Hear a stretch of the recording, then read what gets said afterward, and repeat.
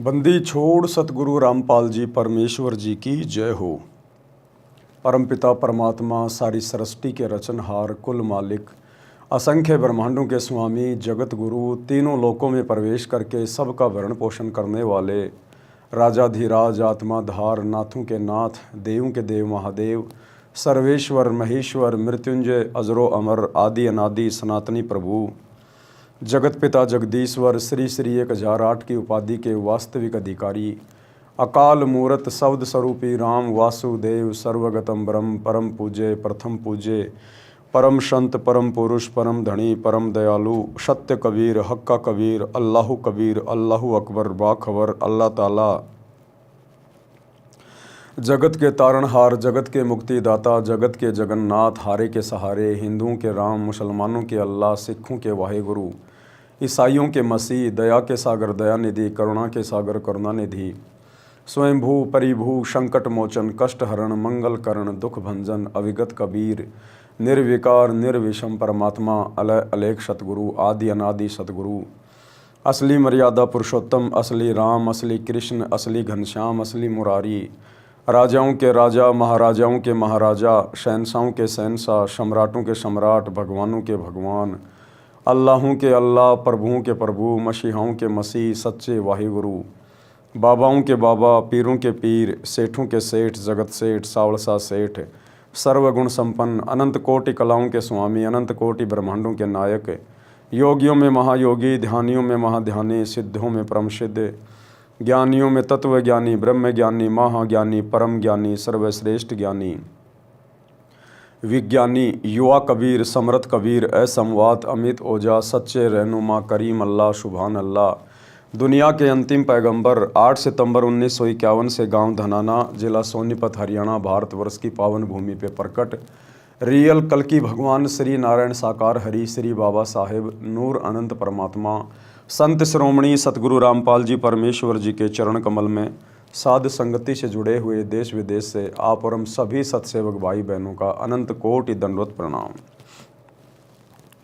सत्साई भाई और बहनों, दया परमपिता परमेश्वर जी की सारी सृष्टि के रचनहार सृजनहार सतगुरु रामपाल जी भगवान की जिनके शुभ आशीर्वाद से विशेष आशीर्वाद से आप और हम सभी सत्सेवक भाई बहन साथ संगति से जुड़कर गुरुदेव के तत्व ज्ञान को आधार बनाकर अपनी मोक्ष प्राप्ति के लिए दृढ़ता के साथ मर्यादाओं में रहते हुए निरंतर आगे की ओर बढ़ रहे हैं।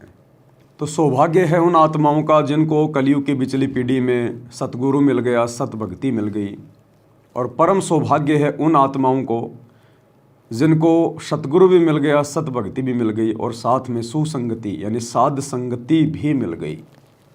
क्योंकि साध संगति सतलोक के लिए सतगुरु रामपाल जी भगवान का ट्रेनिंग सेंटर है।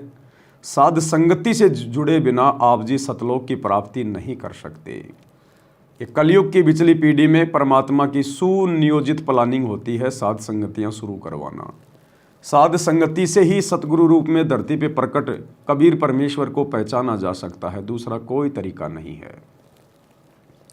जोर जबरदस्ती का काम इस भक्ति मार्ग में है नहीं, इसलिए परमात्मा ने केवल ज्ञान मार्ग चुना, ज्ञान को आधार बनाया कि ज्ञान को आधार बनाकर ही ये आत्माएं अगर सतगुरु को परमात्मा के रूप में हृदय से स्वीकार कर लेंगी तो ये आत्मा सतलोक के योग्य बन सकेगी, अन्यथा नहीं बने सकेगी। तो परमेश्वर ने दया बख्शी, हमें साथ संगति से जोड़ा, अपनी पहचान करवाई, हमें इस योग्य बनाया परमात्मा ने कि आज हम निसंशय होके निसंदेह होके गुरु को भगवान मान के ज्ञान को आधार बना के और अपनी भक्ति पर दृढ़ हैं।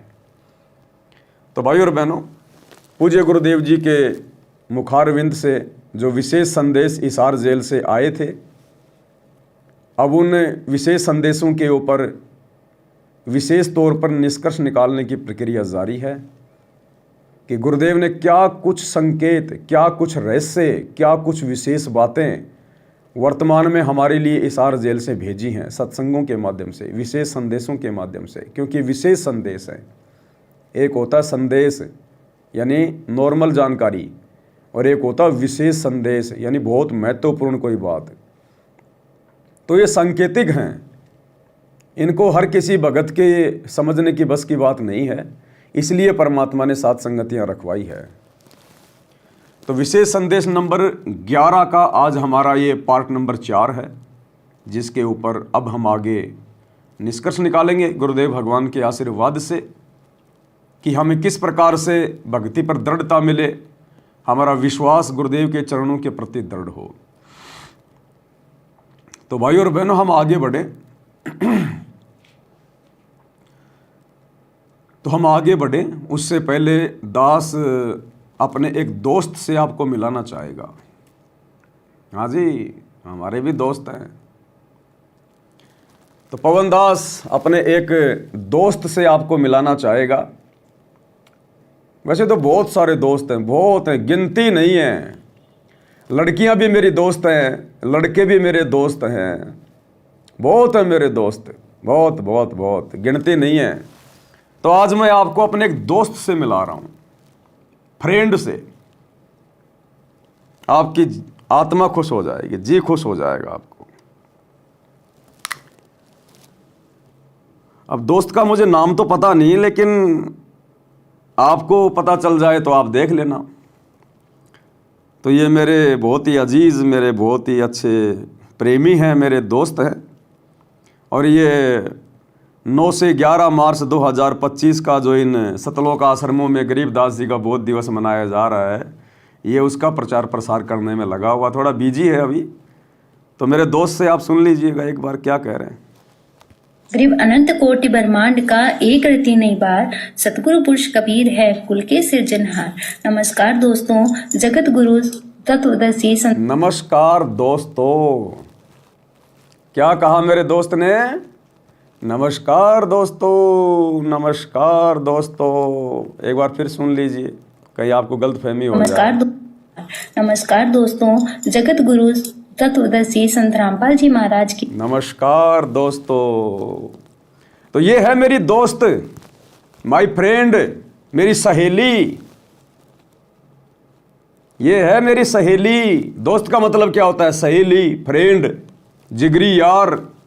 तो ये है मेरा जिगरी यार। शकल देख लो एक बार अच्छे से। और एक नहीं, इसके जैसी बहुत है मेरी फ्रेंड।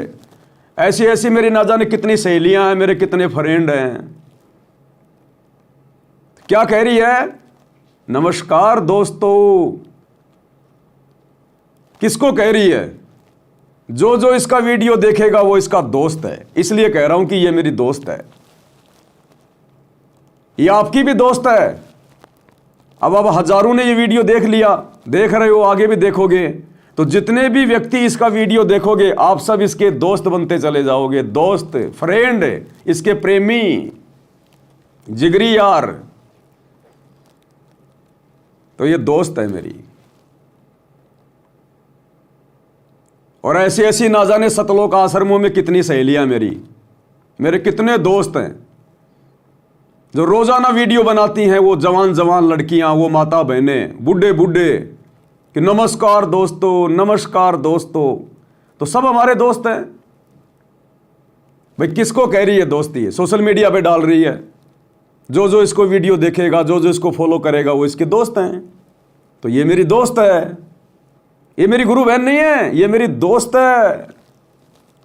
क्योंकि मेरी गुरु बहनें इतनी बेशर्म नहीं है। मेरी गुरु बहनें अपनी इज्जत का सत्यानाश नहीं करती हैं। सरेआम मार्केट में अपने गुरुजी की इज्जत को नहीं उछालती हैं, लोगों को दोस्त कह के, फ्रेंड कह के। मेरी गुरु बहनें बहुत समझदार हैं, बहुत इज्जतदार हैं। मेरी गुरु बहनें कभी भी किसी को दोस्त नहीं कहती, वो गुरु भाई कहती हैं, भाई और बहनों कहती हैं। परमात्मा की प्यारी आत्माएं कहकर संबोधित करती हैं। दोस्त कहकर मेरी गुरु बहनें संबोधित नहीं करती। बेशरम, बेहया, जिनकी खुद की इज्जत नहीं, जिनको खुद को दो कौड़ी का ज्ञान नहीं, उनके माता पिता के संस्कार ऐसे घटिया, उनके भगत भाई बहनों के संस्कार, जिन आश्रमों से वो जुड़ी है, उनके संस्कार इतने घटिया, वो औरतें कहती हैं नमस्कार दोस्तों, नमस्कार दोस्तों। कितने दोस्त हैं इसके? अरे इसके कितने दोस्त हैं हिंदुस्तान में, पता ही नहीं है। इसके चैनल पर जितने भी इसके फॉलोवर हैं, सारे इसके दोस्त हैं। इसका बाप ये वीडियो सुनेगा, वो भी इसका दोस्त हो जाएगा। क्योंकि वीडियो सुनने वाले को तो कह रही है नमस्कार दोस्तों, इसका भाई सुनेगा वो भी इसका दोस्त हो गया, इसका मामा सुनेगा वो भी इसका दोस्त हो गया, इसका फूफा सुनेगा वो भी इसका दोस्त हो गया, और इसका गुरु सुनेगा तो इसका गुरु भी इसका दोस्त हो गया। यह है सतलोक आश्रमों से जुड़े हुए भाई बहनों का ज्ञान, तत्व ज्ञान। नमस्कार दोस्तों। एक शादी थी एक लड़के की, लड़का घोड़ी पे बैठा था, डीजे बज रहा था, सामने लड़के की बुआ नाच रही, लड़के की माँ भी नाच रही, लड़के की बहन भी नाच रही, और गाना चल रहा, आज मेरे यार की शादी है, यार की शादी है, मेरे दिलदार की शादी है, आज मेरे यार की शादी है। तो किसी समझदार व्यक्ति ने कहा, रे देखो भाई कलयुग आ गया, कलयुग। दूल्हा घोड़ी पे बैठा है और डीजे पे गाना बज रहा है, आज मेरे यार की शादी है, और सामने माँ नाच रही है, बुआ नाच रही है, बहन नाच रही है, और गाना क्या चल रहा है, आज मेरे यार की शादी है। वो लड़का अपनी माँ का भी यार हो गया, क्योंकि आज मेरे यार की शादी है, माँ नाच रही है।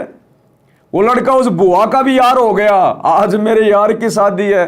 वो लड़का अपनी बहन का भी यार हो गया, क्योंकि वो बहन भी तो नाच रही है, आज मेरे यार की शादी है। तो इसके कितने दोस्त हैं, कितने इसके सहेले हैं। नमस्कार दोस्तों। अब सारे दोस्त हो गए जो वीडियो सुनेंगे वो।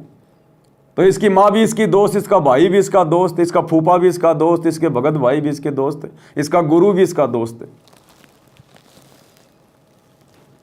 कॉमन सेंस का प्रयोग करना है। हम सत भक्ति कर रहे हैं, सत भक्ति। अरे एक तरफ तो तुम लोग जीने की राह पुस्तक हाथ में लेके दिन रात चिल्लाते रहते हो, जीने की राह, जीने की राह। अरे खुद तो जीना सीख लो एक बार। उस जीने की राह के अंदर गुरुजी ने गुंडे मवालियों के कर्म बताए, बढ़वे के कर्म बताए। इस प्रकार के शब्दों का प्रयोग जो बढ़वे होते हैं, जिनके माँ बाप से जिनको अच्छे संस्कार नहीं मिलते हैं, जिनकी परवरिश ऐसे झुग्गी झोपड़ियों में होती है, जिनको कोई संस्कार देने वाला नहीं होता, वो लोग इस प्रकार के शब्दों का प्रयोग करते हैं। नमस्कार दोस्तों। जो लोग ज्ञानहीन हैं, जिनको आध्यात्मिक ज्ञान नहीं है, वो लोग इस प्रकार के शब्दों का प्रयोग करते हैं, नमस्कार दोस्तों। और वो भी एक भगत होकर, और वो भी लेडीज होकर। शर्म नहीं आई इसको क्या शर्म आएगी बेचारी को। इसके जैसे तो लाखों है सतलोक आश्रमों में, जो सारा दिन हेलो दोस्तों, हेलो दोस्तों, हेलो दोस्तों। क्यों? क्योंकि सतलोक आश्रम मैनेजमेंट वालों ने अपने धार्मिक धंधे के लिए, अपने वीडियो को ज़्यादा से ज़्यादा आगे शेयर करवाने के लिए सबको सोशल मीडिया की ट्रेनिंग दे दी, सबके हाथों में कैमरे दे दिए, सबको यूट्यूबर बना दिया। अब ये लोग गुरुजी का ज्ञान प्रचार कम और भंडारों का ज़्यादा कर रहे हैं, और खुद की प्रसिद्धि ज़्यादा फैला रहे हैं। नमस्कार दोस्तों, हेलो दोस्तों, कैसे हो दोस्तों। अरे मेरी दोस्त मैं बिल्कुल एक नंबर का हूँ, तू बता कैसी है। तो ये है हमारे दोस्त है। शर्म आती है हमारे को भाई, क्या करें। अब बड़ी मुश्किल से एक दोस्त मिला है मेरे को। अभी और देखूंगा सोशल मीडिया पर बहुत सारे दोस्त हैं मेरे, ऐसी बात नहीं है, बहुत है। इससे भी सुंदर सुंदर, इससे भी अच्छी अच्छी, जवान जवान बहुत दोस्त है मेरी। इनको शर्म आनी चाहिए। अपने आप को ये भगत कहती हैं, अपने आप को सतगुरु रामपाल जी की शिष्या कहती हैं। इनको शर्म आनी चाहिए, शर्म। इस बहन तक वीडियो पहुंचा देना, शेयर कर देना इसको ज़्यादा से ज़्यादा। अगर इसको जरा सी अकल आ जाए तो, अगर शर्मिंदगी महसूस हो जाए तो क्षमा याचना कर ले अपने गुरुदेव भगवान से, और आगे अपने मुंह के ऊपर लोक लगा ले। अगर बोले तो सत्साई भाई और बहनों, ये नमस्कार दोस्तों क्या है, ये जगत की भाषा, गुंडे मवालियों की भाषा है, कुसंस्कारी बच्चों की भाषा है ये। तो गुरुदेव ने क्या सिखाया हमारे को 30 वर्षों में, और गुरुदेव के परिवार ने देखो इनको बेचारियों को, इनको कौवे बना दिए। कौवे कोयल की भाषा नहीं है नमस्कार दोस्तों, ये कौओं की भाषा है। तो थोड़ा विचार करना पड़ेगा भाई और बहनों। हम परम संत के बच्चे हैं, हम किसी ऐरे गहरे नथु बैरे आचार्य शंकराचार्य के भगत नहीं है। गुरुदेव भगवान अपने सत्संगों में कहते हैं कि बच्चों, भक्ति मार्ग में आने के बाद भगत का उठना, बैठना, बोलना, चलना, हर एक चीज के ऊपर भगत को विचार करना चाहिए, क्योंकि आपको पूरी दुनिया देखेगी आने वाले समय में, आपको पूरी दुनिया सुनेगी, क्योंकि आने वाले समय में आपके गुरु का ही ज्ञान चलेगा। तो लोग क्या सोचेंगे फिर, क्या समझेंगे फिर लोग कि जब सतगुरु रामपाल जी के भक्तों को बोलना नहीं आता, जब इनको बोलने की तमीज़ नहीं है कि किस प्रकार से शब्दों का मुंह से उच्चारण करना चाहिए। अब कोई 80 साल का बूढ़ा इसका वीडियो देखेगा, वो भी इसका दोस्त हो गया, इसका बाप देखेगा, वो भी इसका दोस्त हो गया, कोई ऐरा गहरा नथु बहरा देखेगा, कोई गुंडा शराबी देखेगा, कोई नशेड़ी देखेगा, वो भी इसका दोस्त हो गया। कितने दोस्त हैं इसके। जबकि गुरुदेव ने क्या बताया कि नाम दीक्षा लेने के बाद भगत का उठना, बैठना, बोलना, चलना सभ्य होना चाहिए, लगना चाहिए कि ये भगत है। क्या कह रहे हैं गुरुदेव भगवान। तो पुण्यात्माओं, ऐसे सत्संग में आने से इस प्रकार की समस्याओं का समाधान होता है, लेकिन असर उनका है जो पुण्यात्मा होती हैं। ये पत्थर और बांस के जैसे प्राणियों का नहीं हुआ करती। जिस घर में नाम इस सतपुरुष का और उस घर में लड़ाई, फिर उनका असर ना हो रहा है, वो तो पत्थर कैसे है, माड़ी सी घर्षण लगते नोई चंगारी पाटे हैं। पुण्यात्माओं, इसके अंदर हमने परिवर्तन बहुत करना पड़ेगा।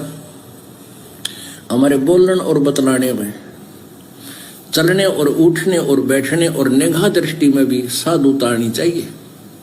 एक तो चटक मटक करके चले, एक सीधा सा जैसे बिल्कुल भक्त संत चला करते हैं। उठने और बैठने में भी कहीं बकवाद नजर नहीं आवे, देखने में भी कोई ऐसी त्रुटि संत की दृष्टि में नहीं होनी चाहिए, भगत की में।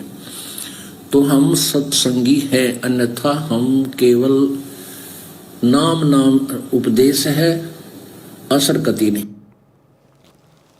तो गुरुदेव कह रहे भगत के तो उठने, बैठने, चलने में, बोलने में, भगत की हर क्रिया में साधुता नजर आनी चाहिए। साधुता कि ये भगत है वास्तव में। और वही जगत वाले काम दुनिया भर के यूट्यूबर छोटे छोटे वीडियो रील बना के दुनिया भर के दिन में डालते रहते हैं गंदगी।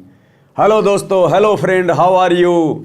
और हम भगत होके भी नमस्कार दोस्तों, नमस्कार दोस्तों। क्या ये बड़वों जैसी भाषा। आप भगत हो, बड़वे नहीं हो।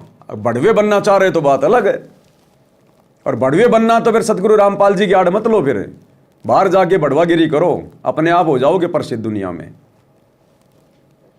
तो गुरुदेव कह रहे हैं जिस घर में नाम सतपुरुष का और उस घर में झगड़ा, वो भगत नहीं है। फिर अब यहां भक्तों को शंका हो जाएगी कि भाई मैं तो अकेला उपदेशी हूं और मेरे घर में तो रोजाना ही झगड़ा होता है, मेरे को भक्ति नहीं करने देते।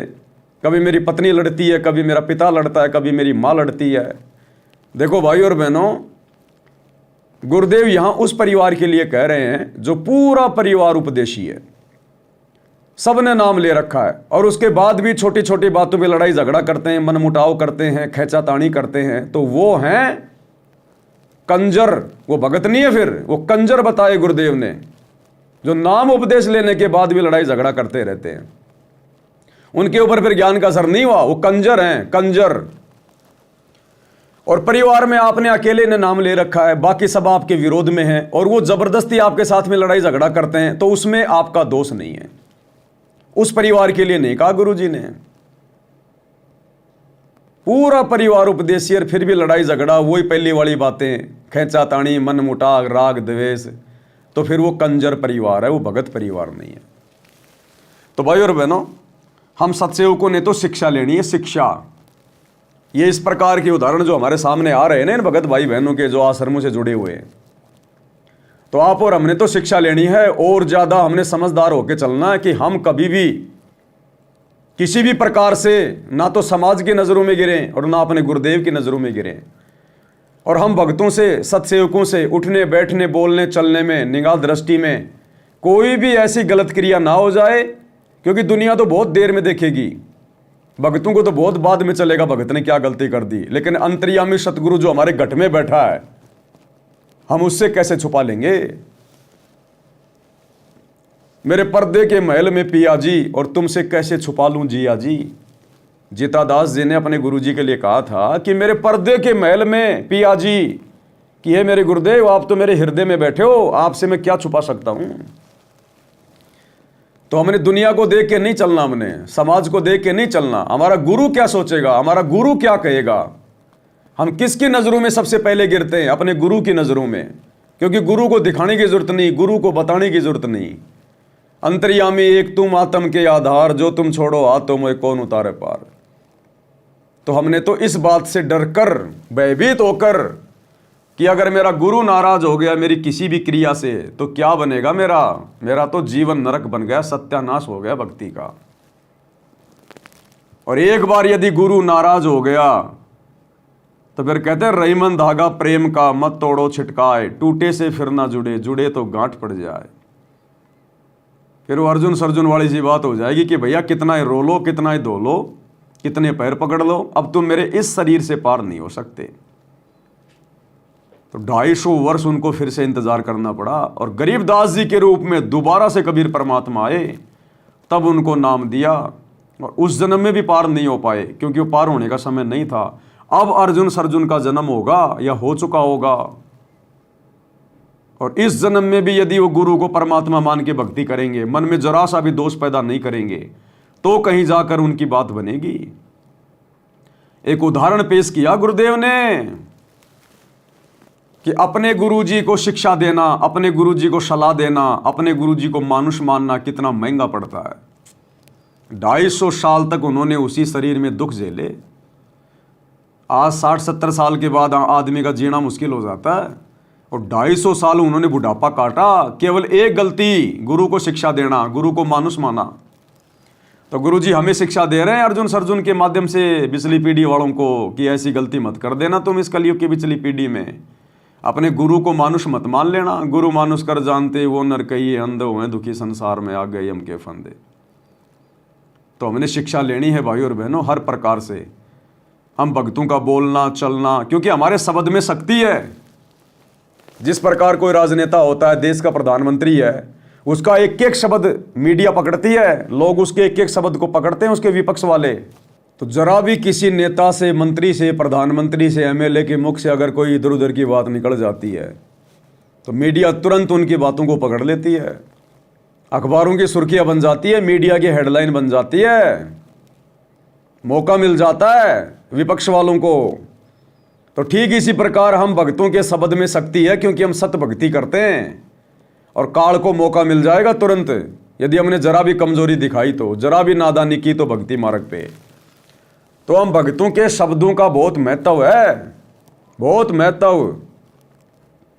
अब एक शब्द तो नमस्कार भाई और बहनों, सत्साई भाई और बहनों, ये कितना प्यारा लगता है, बोलने में कितना अच्छा लगता है, कितना मधुर है, शीतलता देता है, मन में पवित्रता को लेके आता है। और एक नमस्कार दोस्तों, हेलो फ्रेंड, ये अश्लीलता को बढ़ावा दे रहा है, अश्लीलता को, गंदगी को, मन में विकार पैदा करता है ये शब्द दोस्त।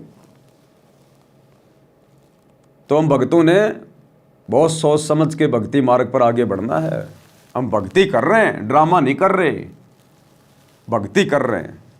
आने वाले समय में आपके बच्चे भी आपकी वीडियो देखेंगे, आपके पोता पोती भी आपकी वीडियो देखेंगे। क्या सोचेंगे आपके बारे में? वो खुद ही कहेंगे कि मेरी दादी को तो 2 दहली का ज्ञान नहीं था, फोड़ गई अपने कर्म परमात्मा से जुड़कर भी। जो आज नमस्कार दोस्तों, नमस्कार दोस्तों, और क्या कहेगी नमस्कार दोस्तों बोल के? है क्या इनके पास बोलने के लिए सिवाय भंडारे का प्रचार करने के? अब सुन लो क्या कहेगी, सुन लो, इसकी भी सुन लो भाई। नमस्कार दोस्तों, जगत गुरु तत्वदर्शी संत रामपाल जी महाराज के सानिध्य में संत गरीबदास जी महाराज के बोध दिवस के उपलक्ष्य में 9, 10, 11 मार्च 2025 को एक विशाल भंडारे का आयोजन किया जा रहा है। इस विशाल भंडारे में अनेक कार्यक्रम आयोजित किए जा रहे हैं, जिसमें दहेज मुक्त विवाह, रक्तदान। इस भंडारे में अनेक कार्यक्रम आयोजित किए जाएंगे, जैसे बंदर का खेल दिखाना, रीछ का खेल दिखाना, नट और नटनी का खेल दिखाना। ये क्या मनोरंजन के साधन है ये आश्रम। इसमें अनेक कार्यक्रम जो है वो दिखाए जाएंगे। कबीर जी का झोपड़ा दिखाया जाएगा, बलक बुखारे बादशाह की फिल्म दिखाई जाएगी, राम कथा चलाई जाएगी, जुलाओं का कुआं दिखाया जाएगा, मिट्टी के बैल दिखाए जाएंगे आपको, आपको प्रदर्शनियां दिखाई जाएंगी। आपको लहर तारा तालाब दिखाया जाएगा, भगवान के ऊपर पैर करके उसमें लिटा रखा वो घूम रहा है बालक, वो दिखाया जाएगा आपको रंगोलियां दिखाई जाएंगी, आपको आश्रम की साफ सफाई दिखाई जाएगी, आपको भक्तों की व्यवस्था बताई जाएगी। ये जूता घर में कितने जूते आ जाएंगे, तुमने दुकान खोलनी है। अरे जूता घर में जूते जमा हो रहे हैं, अच्छी बात है। भगत जी जूता घर में कितनी कैपेसिटी है, कितने जूते आ सकते हैं, इसमें 1,00,000 जूते आ सकते। अरे दुकान खोलनी है तुमने। फालतू की ड्रामेबाजी, फालतू का दिखावा, फालतू के वीडियो, भंडारा बन रहा हो, कढ़ाई दिखाएंगे, हलवा घोट रहे हैं, बर्फियों के ढेर लगा रखे। अरे क्या करना है तुमने, मार्केटिंग करनी है क्या? अरे भक्तों को भगत बनने दो, हलवाई मत बनाओ। ज्यादा मीठा खाओगे शुगर हो जाएगी, डोलोगे डॉक्टरों के चक्कर काटते। अब डॉक्टरों के भी चक्कर क्यों काटोगे, तुम तो हॉस्पिटल भी खोल रहे हो। बीमार हो जाओगे तो कोई दिक्कत नहीं, तुम तो हॉस्पिटल भी तो खोल रहे हो। वो इसीलिए तो खोल रहे हो कि आने वाले समय में तुम्हारे को डर है कि हम बीमार होंगे। आने वाले समय में जब महामारी आएंगी तो तुम्हारे को डर है कि भक्ति तो हम कर नहीं रही, ड्रामेबाजी कर रहे हैं, तो बीमार तो होंगे। जैसे कोरोना में मर गए हजारों, ऐसे आने वाले समय भी हजारों मरोगे तुम। तो तुम्हें डर है कि बाहर जाएंगे तो लोग कहेंगे देखो बाबा रामपाल के भगत भी मर रहे हैं महामारी में, ये भी देखो बीमार हो रहे हैं, जबकि डंका पीटते थे हमारे गुरुजी भगवान है, परमात्मा है। तो ये सोच रहे हैं कि बाहर जाएंगे तो बेइज्जती होगी, भक्तों को यही पटक देंगे हॉस्पिटल में और पीछे कोई शमशान घाट और बना देंगे थोड़े दिनों में। ये वही लगाओ उनको, राम नाम सत है, सत बोले अगत है। तो ड्रामेबाजी। गरीबदास जी का बताओ, अब गरीबदास जी क्या लगता है तुम्हारा भाई, तुम्हारा क्या नाता है गरीबदास जी से? अरे हमारा गरीबदास जी की वाणियों से मतलब था, और वाणियां गुरुजी ने हमें बता दी। अब गरीबदास जी का बोध दिवस और मरण दिवस और जन्म दिवस है, क्या लेना देना है? क्यों ड्रामेबाजी कर रहे हो भाई? ना तुमने गरीबदास जी को छोड़ा, ना अपने गुरु जी को छोड़ा, ना उस मुर्दे दाढ़ी मूछ वाली कबीर की फोटो को छोड़ा। अरे कहीं तो रुक जाओ, कहीं तो ब्रेक मार लो। कुछ नहीं है। तो ये है हालत सतलोक आश्रमों से जुड़े हुए भाई बहनों की। और सत्सेवकों के घरों में जाके देखो, सत्सेवकों के घरों में जिन्होंने अपने गुरु को हृदय से अपना परमात्मा मान लिया, उनकी भाषा देखो, उनकी बोलचाल देखो, उनका रहना सहना देखो, उनका संघर्ष देखो, उनकी भक्ति देखो। घर घर में बेड लग गए, गुरु जी को परमात्मा मान के विराजमान कर लिया। गीता अध्याय 3 श्लोक 13 के अनुसार घर घर में गुरु जी को भोग लग रहा है। छोटे छोटे बच्चे लेके चवर अपने गुरु जी के ऊपर भंडारा उनको करवाते समय, भोग लगाते समय चवर कर रहे हैं। और छोटी छोटी आत्माएं आंखों में आंसू भर भर के रोती हैं अपने गुरु जी के प्रेम में, अपने गुरु जी के प्रेम में आंखों में आंसू भर के रोती है। जाइन आश्रमों में सारा दिन वो रजाई के ऊपर, वो गद्दों के ऊपर छोटे छोटे बच्चे लौटते रहते हैं, खेलते रहते हैं। कोई कबड्डी खेल रहा है, कोई क्या खेल रहा है, हैं? और सत्सेवकों के घरों में छोटे छोटे बच्चे परमात्मा के प्रेम में रो रहे हैं, क्योंकि अपनी विशेष आत्माओं को परमात्मा ने 7 संगतियों में जन्म दिया है, 7 संगतियों से जोड़ा है। देखो छोटे छोटे बच्चे कैसे रो रहे हैं अपने गुरु जी को भोग लगा के। टॉफी के लिए नहीं रो रहे, पैंट शर्ट के लिए नहीं रो रहे, अपने गुरु जी की सेवा करते करते रो रहे हैं, क्योंकि पिछले जन्म की विशेष आत्मा है। ये है वो धर्मदास जैसी आत्मा, रामानंद आत्मा, शेव शमन वाली आत्मा, बलक बुखारे वाले, ये हैं वो आत्माएं जो अपने गुरु जी के प्रेम में उनकी सेवा करते करते रो रहे हैं। तो एक तरफ तो ये सतलोक आश्रम वाले 60-60 साल के बन बन के यूट्यूबर, हेलो दोस्तों बेशरम, और एक सत्सेवक देखो छोटे छोटे बच्चे।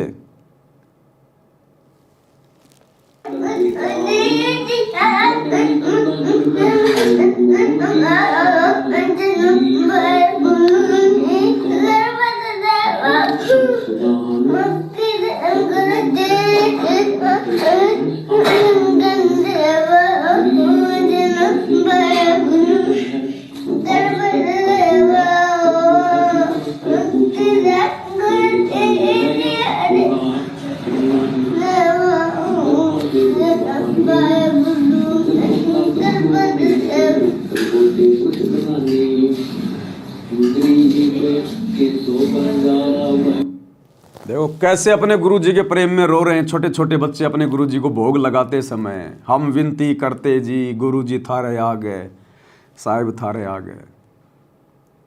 तो कहाँ है परमेश्वर की विशेष आत्माएं, श्रेष्ठ आत्माएं? इन आश्रमों में नहीं है। अरे आश्रमों में आने वालों के माँ और बाप बिगड़ गए तो उनके बच्चे कहाँ से सुधरेंगे? अरे जिनके माता पिता बिगड़े हुए हैं उनके बच्चे कहाँ से सुधर जाएंगे? बकवादें होती हैं, बकवादें, प्यार प्रेम की बातें, शादियों की बातें, अश्लील बातें, ड्रामेबाजी, मोबाइल ले लेके सेल्फियां खींचते रहेंगे। वहां जगत वालों को घुसेड़ दिया भक्तों के बीच में। है कोई वहां पे कोई शुद्धता? इसलिए परमात्मा ने सात संगतियां शुरू करवाई, अपने मिशन को गति देने के लिए। अपनी प्यारी आत्माओं को परमात्मा ने छांट लिया और जो गंदगी, जो कूड़ा करकट है वो उन आश्रमों में छोड़ दिया। इसलिए भाई और बहनों, सात संगतियों की आवश्यकता पड़ी, नहीं तो परमात्मा ने कोई जरूरत नहीं थी सात संगतियां शुरू करवाने की। तो आगे बढ़ते हैं। विशेष संदेश नंबर 11 का पार्ट नंबर आज 4 है। गुरुदेव हमें और क्या समझा रहे हैं, किस प्रकार से एक नेक भगत बनने की शिक्षा दे रहे हैं, कौन कौन सी गलतियां करेंगे तो हम नुकसान उठाएंगे, क्या बता रहे हैं गुरुदेव? तो बच्चों, अब इस समय को संभालो और इस परमात्मा की समर्थता से परिचित हो जाओ। इस गंदे लोक ने अच्छी तरह समझ लो। यहां तुम नहीं रह पाओगे और एक अंदर कसक बनाए रखो नारी कि ठीक है, जब तक यहाँ है वो परिवार में मिलकर रहो और सब ना अपने मालिक की बातों में वो जाकर रखो और गप्पे कम मारो। और गप्पे मारने की बकवाद पे मतलब की है अपना जब टाइम लगा मालिक की चर्चा शुरू करते, कोई कथा देख ले, कोई वैसे भाई बहन की चर्चा करो, देखो उनको इतना दुख था, मालिक की दया से इतना सुख होगा। इससे ये मन का लगाम डली रहेगी। यदि तुम सत्संग सुनने के बाद फिर बाद में वही अपने गृहस्थी बेत की बातें करती हो, फोन पर बैठ कर करते रहते हो, फलाने से मर ले, दकने से कर ले, तो इनसे मालिक राजी नहीं होगा, आपको कष्ट शुरू हो जाएगा। सब जानते हैं अंतर्यामी परमात्मा। ये ना सोचो हिसार जेल में बैठ गए तो ये कैद हो गए।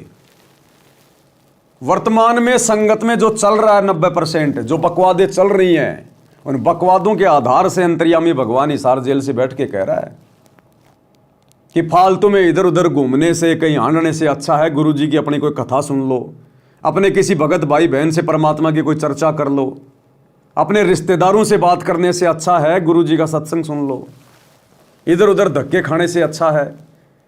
ये बकवाद छोड़ो, नहीं तो फिर वही समस्या वापस आ जाएंगी तुम्हारे सामने, फिर वही दुख शुरू हो जाएंगे। तो अंतर्यामी को सब पता है, ये अंधा नहीं है, पागल नहीं है, ये सब देख रहा है, सारी राम कहानी देख रहा है। यही देखने के लिए तो जेल में जाके बैठा है कि मेरे सामने तो बकवाद ये करते नहीं और मेरे पीछे से देखता हूं कौन कौन बकवाद करेगा, कौन कौन ज्ञान को आधार बना के चलेगा। तो ये देखने के लिए, हमारी परीक्षा लेने के लिए तो जेल में बैठा है। और आज जेल में बैठकर सब कुछ देखकर सत्संग के माध्यम से बाहर संदेशा भेज रहा है कि मैं सब कुछ देख रहा हूं तुम्हें, तुम ये ना सोचना कि मुझे पता नहीं है। तो सारी बातें कह दी गुरु जी ने कि तुम थोड़ी बहुत देर सत्संग सुनते हो, उसके बाद में वो इधर उधर की बातें शुरू कर देते हो, रिश्तेदारों से बातें तुम जो है शुरू कर देते हो। क्या काम आई तुम्हारी वो बातें? अरे 2 किलो हलवा बनाया, थोड़ी देर में एक मुट्ठी उसमें बालू रेत की डाल दी, क्या काम आया?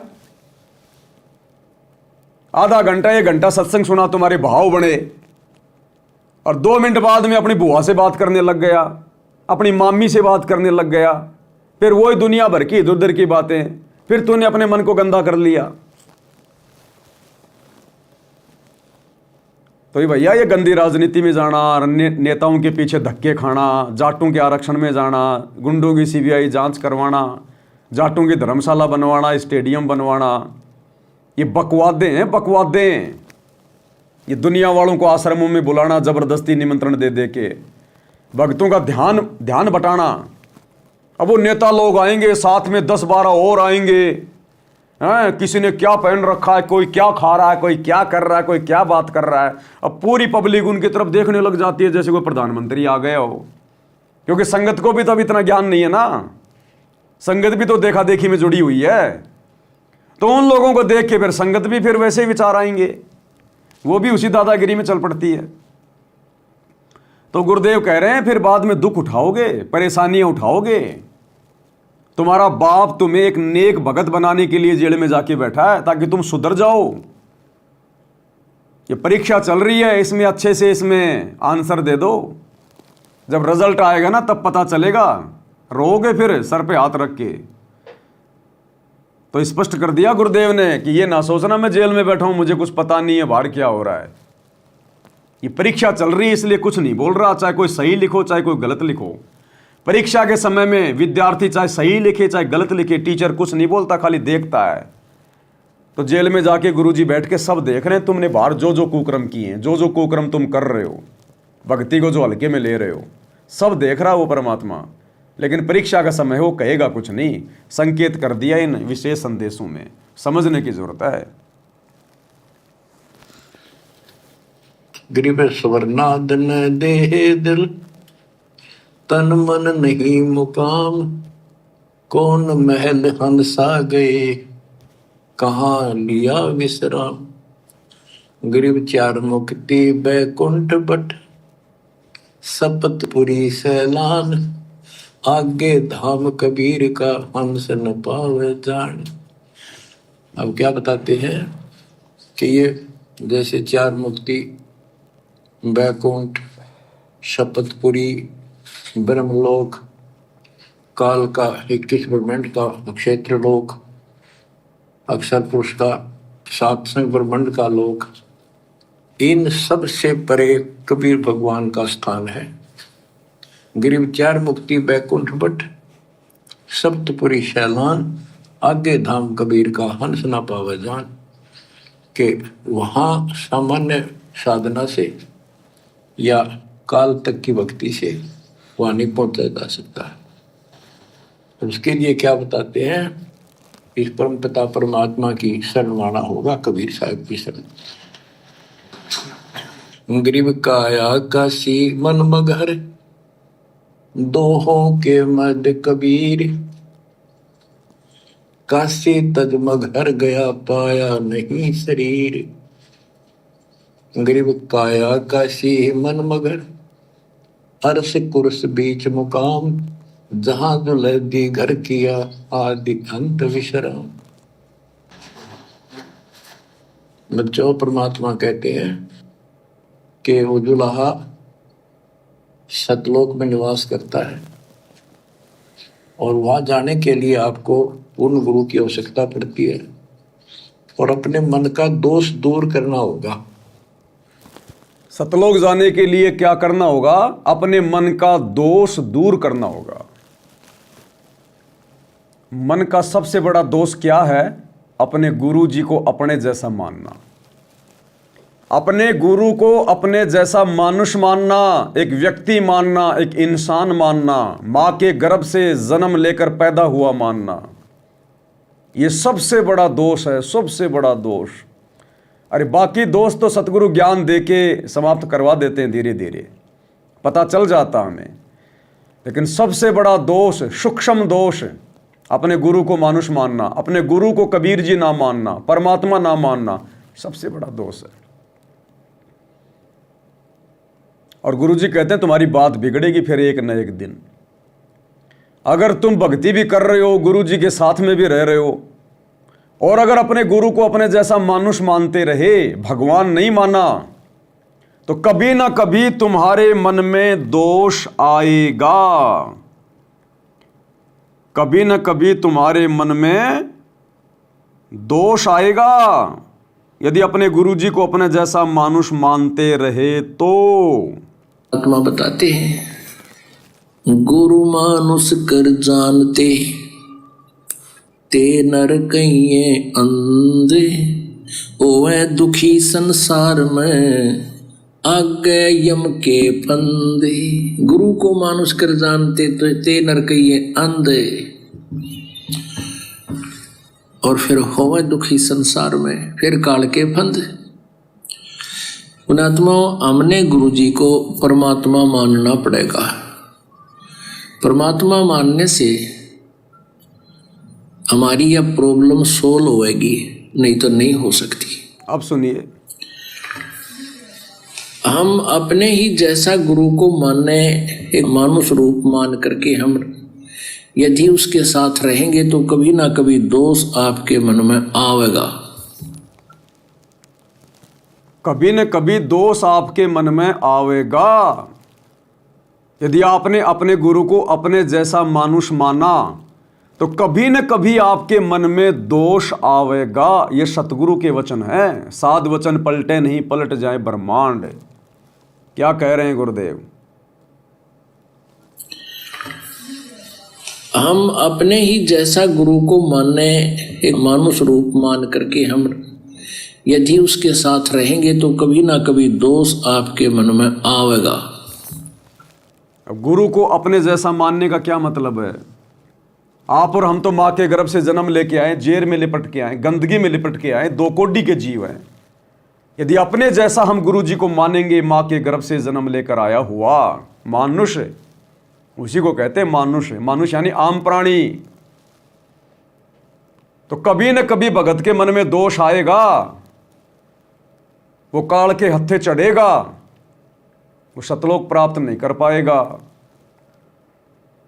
और जिन जिन आत्माओं ने अभी तक अपने गुरु के अलावा अपने घर में उस दाढ़ी मूंछ वाले नकली मुर्दा कबीर की फोटो रखी हुई है, घर की दीवारों पे, अपनी गाड़ियों में, अपने फ्रिज के ऊपर, कूलर के ऊपर, या घर के दरबार में, या लॉकेट में, तो समझ लो अभी तक आप अपने गुरु को मानुष मान रहे हो। अगर आपने अपने गुरु को ही कबीर मान लिया होता तो वो नकली फोटो क्या कर रही है आपके घर में? दो दो भगवान तो है ही नहीं। अरे भगवान तो एक ही है, या तो दाढ़ी मूंछ वाला या आपका गुरु। और यदि आपने अपने गुरु को कबीर जी मान लिया तो फिर वो दाढ़ी मूंछ वाली फोटो क्या कर रही है तुम्हारे घर में? तो जिन जिन के घरों में वो दाढ़ी मूंछ वाली फोटो विद्यमान है, कहीं भी जिनके लॉकेट में, इसका मतलब अभी आपने गुरु को मानुष ही मान रखा है। यदि आप उस दाढ़ी मूंछ वाली नकली कबीर की फोटो का, मुर्दा फोटो का जून के महीने में कबीर प्रकट दिवस मना रहे हैं, इसका मतलब अभी आप अपने गुरु जी को मानुष ही मान रहे हैं। क्योंकि प्रकट तो एक ही हो सकता है, या तो सतगुरु रामपाल जी या वो दाढ़ी मूंछ वाली फोटो। तो कभी न कभी आपके मन में दोष आएगा अगर आप दोगली भक्ति करोगे तो। ये दोगली भक्ति है, दो नावों की सवारी है। आत्मा एक है, परमात्मा दो नहीं हो सकते। या तो सतगुरु रामपाल जी है परमात्मा, या फिर वो दाढ़ी मूंछ वाली कबीर की मुर्दा फोटो है परमात्मा। अगर उस मुर्दा फोटो को कबीर मान रहे हो तो सतगुरु रामपाल जी को घर से बाहर निकाल दो, और अगर सतगुरु रामपाल जी को परमात्मा मान रहे हो तो दाढ़ी मूंछ वाले को घर से बाहर निकाल दो। नहीं तो आप दोगले हो, दोगले। आप दोगली भक्ति कर रहे हो, फर्जी भक्ति कर रहे हो। आप अपने आप को भी धोखा दे रहे हो और अपने भगवान को भी धोखा दे रहे हो, और अपनी आने वाली पीढ़ियों को भी नरक का रास्ता दिखा रहे हो आप। तो इसलिए गुरुदेव कहते हैं यदि आपने अपने गुरु को मानुष माना तो मन में दोष आएगा। गुरु की आवश्यकता पड़ती है, और अपने मन का दोष दूर करना होगा। जैसे नाम भी ले लिया और खूब सेवा भी करते हो, भक्ति भी करते हो, अच्छी बात है, और मन में वही उठा पटक और दोष, द्वेष, लालच, लोभ भरा है, तो क्या भक्ति की? भक्ति भी कर रहे हो, नाम भी ले लिया, और मन में वो लालब, लोभ, द्वेष, स्वार्थ, बकवाद, तो क्या भक्ति कर रहे हो फिर? तो नाम भी ले लिया संगत ने, गुरु जी परिवार ने भी नाम ले रखा है, कोऑर्डिनेटर ने भी नाम ले रखा है, और मन में वो राग, द्वेष, लोभ, लालच, स्वार्थ, बकवाद। बकवाद तो राजनेताओं के पीछे रैलियों में जा जाके कर दी। बकवाद कर दी हरियाणा की जाट धर्मशाला में 1 करोड़ रुपया लगा के 5वां फ्लोर बना के, और बकवाद कर दी स्टेडियम बनवा के लोभ लालच में आके, ताकि गांव वाले हमारे धनान आश्रम का विरोध ना करें। गांव वालों को जो है खुश कर दो। स्टेडियम बना दिया करोड़ों रुपए का कि बच्चे खेलते रहेंगे बैडमिंटन। जाटों के आरक्षण में जाके बैठ गए, करोड़ों रुपया दे दिया। क्या लगते हैं तुम्हारे? फूफा जी लगते हैं क्या वो? क्या मतलब था तुम्हारा भक्ति में आने के बाद किसी के आरक्षण में जाके बैठना? तो ये बकवादें, गुंडों की सीबीआई जांच, बकवादें, महाबकवादें। अरे आम नकली संतों के भगत भी गुंडों की सीबीआई जांच का समर्थन नहीं कर सकते। बता दो, उस राजस्थान के गैंगस्टर आनंदपाल सिंह की सीबीआई जांच का समर्थन किसी भी संत ने किया हो तो, किसी भी संत के भक्तों ने किया हो तो, और नालायको तुम कहते हो कि हम तत्वदर्शी संत के भगत हैं, और तुम जाके उसकी रैलियों में बैठ गए, उनके धरने में जाके बैठ गए राजपूत करणी सेना के साथ में। तुम्हारी बुद्धि में कीड़े चल रहे हैं, कीड़े, काल बैठा है तुम्हारी बुद्धि पे। बता दो किसी भी संत ने हरियाणा के जाट आरक्षण का समर्थन किया हो तो। अरे संत अगर इस काल के लोक में आरक्षण के लिए लड़ाई लड़ेंगे तो अपने भक्तों का क्या खाक मोक्ष करवाएंगे? तो तुमने हर जगह गुरुजी का नाम बदनाम किया, हर जगह ये इतिहास बन गए। आने वाले समय में ये समाज तुम्हारी धोती सी धोएगा, तुम बोलने के लायक नहीं रहोगे आने वाले समय में, क्योंकि गुरुजी तो आने वाले समय में सब बातों से अपना पल्ला झाड़ लेंगे कि भैया मैंने कोई आदेश नहीं दिया, मैंने जो आदेश दिया वो मेरे सत्संगों में देख लो, सुन लो, इसके अलावा कोई आदेश नहीं है मेरा। फिर कहां जाओगे? फिर किसके आदेश थे? किसके थे पीले पर्चे?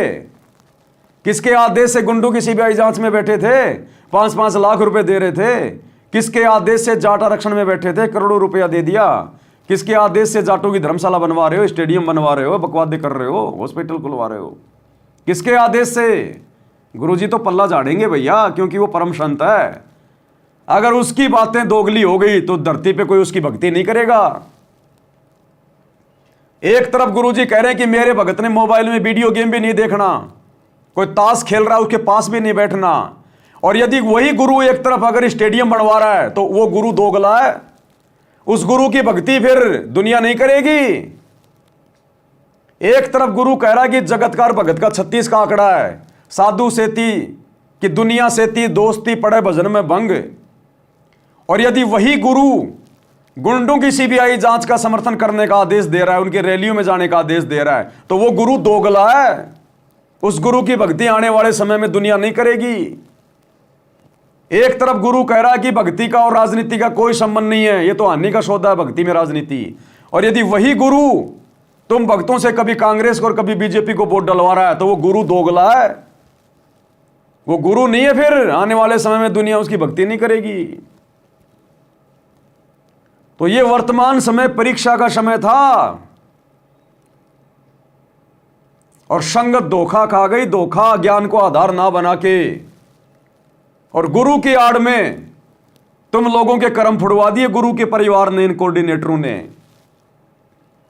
अन्यथा एक भी माई का लाल, मैं चैलेंज करता हूं, ये पवन दास चैलेंज करता है, एक भी माई का लाल सतलोक आश्रमों से जुड़ा हुआ कोई कोऑर्डिनेटर, कोई भी संगत वाला, मुझे सतगुरु रामपाल जी का एक भी वो आदेश दिखा दो ऑडियो में, वीडियो में, जिन्होंने 2019 में कांग्रेस सरकार को वोट डालने का आदेश दिया हो, या 2024 में बीजेपी सरकार को वोट डालने का आदेश दिया हो,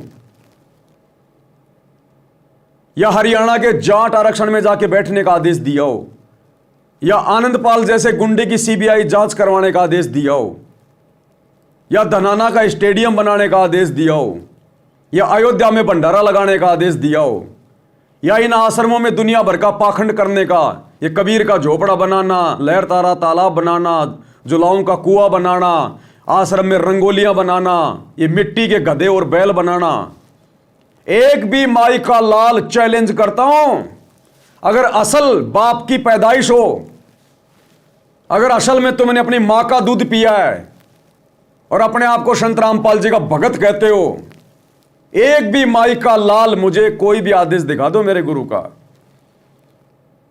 फिर किसके आदेश से कर रहे हो तुम ये बकवाद? अरे किसके आदेश से कर रहे हो फिर ये बकवाद, जब तुमने अपने गुरु के मुंह से सुना ही नहीं, तुम्हारे गुरु का किसी भी सत्संग में कोई आदेश ही नहीं। इसको कहते काल प्रेरणा। काल प्रेरणा, काल की भांग का नशा चढ़ रखा है, तुम्हें पता ही नहीं है कि हम क्या कर रहे हैं। तुम्हें चाहे कोई गधे पे बैठा दो गुरु जी का नाम लेके, चाहे कोई हाथी पे बैठा दो, तुम्हें असर ही नहीं पड़ता। तो ऐसे बाखबर को परमात्मा ऊपर नहीं लेके जाता। फिर ऐसे बेखबर परमात्मा के योग्य नहीं है।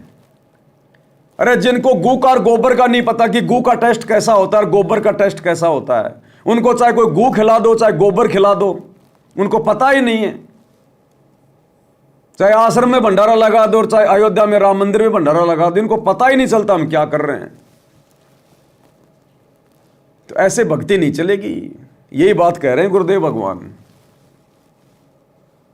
कि नाम भी ले लिया और फिर बकवाद वही नहीं चलेगा। और खूब सेवा भी करते हो, भक्ति भी करते हो, अच्छी बात है, और मन में वही उठा पटक और दोष द्वेष लालच लोभ भरा है तो के भक्ति करी? कुछ नहीं। एक समय की बात है, गोपीचंद तथा भर्तरी ये दोनों राजा थे। गोपीचंद और भर्तरी दोनों राजा थे। कथा सुना रहे हैं गुरुदेव। उन्होंने राज्य भी त्याग दिया, गुरु से नाम भी ले लिया गोरखनाथ से, लेकिन लोभ लालच फिर भी नहीं छूटा। किसी ने पान खा के थूक रखा था, चांदनी रात में चमक रहा था, उसने लाल समझ के हाथ मारा उस पे। बोला यार भाई तू राज्य छोड़ के आ गया हैं और तेरी नीयत फिर भी वही है। तो इसी प्रकार ये गुरु का परिवार, ये कोऑर्डिनेटर कह रहे हम भक्ति कर रहे, हम सतलोक जाएंगे, इंद्र दा राज कागदा विष्टा ना होगा इंद्राणी नू, और हरियाणा के जाटों को भोग रहे हो, उनके आरक्षणों में जाके उनकी जूतियां चाट रहे हो, गुंडों को भोग रहे हो, गुंडों की सीबीआई जांच का समर्थन कर रहे हो, तुम काल को भोग रहे हो, अयोध्या में जाके भंडारा लगा रहे हो, तुम अपने स्वार्थ में आके, लोभ लालच में आके, अपने स्वार्थ में आके भर्तरी की तरह, और स्टेडियम बनवा दिया तुमने ताकि हमारा आश्रम बन जाए, गांव वाले रोका टोकी ना करें। तो क्या अंतर है? अरे क्या अंतर रह गया फिर गोरखनाथ की भक्ति में और सतगुरु रामपाल जी की भक्ति में? ये कथाएं क्यों सुना रहे हैं गुरुदेव? नालायकों, इतने वर्षों तक ये कथाएं गुरुजी अगर किसी गधे को सुनाते ना, वो गधा भी सतलोक जाने के लिए तैयार हो जाता, लेकिन तुम्हारी गंदी वृत्ति सूअर की तरह यहीं पर गंदगी में नाक रगड़ने की बनी हुई है। क्या कह रहे हैं गुरुदेव? वह गोपीचंद तथा भर्तरी ये दोनों राजा थे, और राजाओं के पास कोई कमी नहीं होती धन की, सारा सुख होता है, पैसे हीरे मोती लाल। परमात्मा पाने के लिए उस सारे सुख को छोड़कर और गोरखनाथ जी के शिष्य बन गए। कति त्यागी बैरागी हो गए, तन पर एक लंगोट रखें, हाथ में करमंडल जैसा उनका वेशभूषा होती है वो रखते। एक दिन गोपीचंद और भर्तरी जा रहे थे रात्रि में, चांद की रोशनी अच्छी थी, किसी ने रास्ते में पान खाकर थूक रखा था और उसका बुलबुला सा बन गया। ये दोनों वहां जा रहे थे तो चांद की रोशनी में वो बुलबुला सा चमका। भर्तरी को लगा कि ये लाल पड़ा है, लाल हीरा। उसने एकदम उस पर हाथ मारा ठाण खातर, उसका हाथ धस गया थूक में। अरे गोपीचंद हासे। गोपीचंद बोले नाथ जी क्या मिल गया ऐसा, कैसे बैठ गए चलते चलते? हाथ ने बोला रहा तारा गजब हुई होगा, लक्ष्य थूक रखा था, मैंने सोचा लाल है। गोपीचंद बहुत हंसा, बोले जी लाल छूटे नहीं अभी तक। बोला भाई ये मन बड़ा निकम्मा है, मैंने सोची अब ठा लिया पड़ा पड़ा के काम होगा, कि तो भंडारे कराएंगे खर्च कर देंगे। तो इसी प्रकार भाई और बहनों, उस गोपीचंद की तरह ये सत्सेवक भाई बहन गुरुजी के परिवार पे हंस रहे हैं, इस लाखों की मूर्ख संगत पे हंस रहे हैं। ये राजनीति, ये काल का थूक है जो इनको चमकता हुआ लाल दिखाई दे रहा है, इन सतलोक आश्रम वालों को, गुरुजी के परिवार को, कोऑर्डिनेटरों को। वो काल का थूक है, टट्टी है काल का। और हम सत्सेवक हंस रहे हैं इनकी मूर्खता को देख के, गुरुजी के परिवार की मूर्खता को देख के, भक्तों की मूर्खता को देख के। हमें गोपीचंद की तरह हंसी आ रही है कि गधो, नालायको, क्या भक्ति करी तुमने? क्यों भक्ति का ड्रामा कर रहे हो, क्यों भगत बनने का ढोंग कर रहे हो तुम? तुम्हारा ये लोभ लालच अभी नहीं छूटा, ये बकवास तुम्हारी अभी भी नहीं छूटी। वो काल का थूक राजनीति जिसमें तुम खुद भी नाक रगड़ रहे हो, जीभ से चाट रहे हो, भक्तों को भी जीभ से चटवा रहे हो। वो जाट आरक्षण, काल का थूक, तुम उसको लाल समझ के वहां बैठ रहे हो, उसके ऊपर करोड़ों रुपया लगा रहे हो चंदे में। ये जाटों की धर्मशाला बनवाना, काल का थूक, स्टेडियम बनवाना, काल का थूक। हमें भी हंसी आ रही है तुम्हारी इस नादानी पर, बेवकूफी पर। इन गधों ने क्या सीखा 24 घंटे गुरुजी के साथ रहकर पिछले 20-30 वर्षों में? अरे सत्सेवकों ने तो अभी अपने गुरुजी की साक्षात सूरत भी नहीं देखी, शकल भी नहीं देखी, केवल फोटो में देखी है। क्योंकि ज्यादातर भाई बहन संकल्प लेके भक्ति कर रहे हैं, संकल्प लेके। तुम नालायकों सार शब्द लेकर भी थूक चाट रहे हो काल का। और जिन्होंने संकल्प ले रखा है वो तुम्हें समझा रहे हैं कि थूक मत चाटो। नालायकों, क्या समझा तुमने गुरुजी से? फिर क्या तुमने ज्ञान समझा, क्या भक्ति करी फिर तुमने? अभी भी तुम थूक ही चाट रहे हो दुनिया का। तो हमें हंसी आ रही है भर्तरी गोपीचंद की तरह।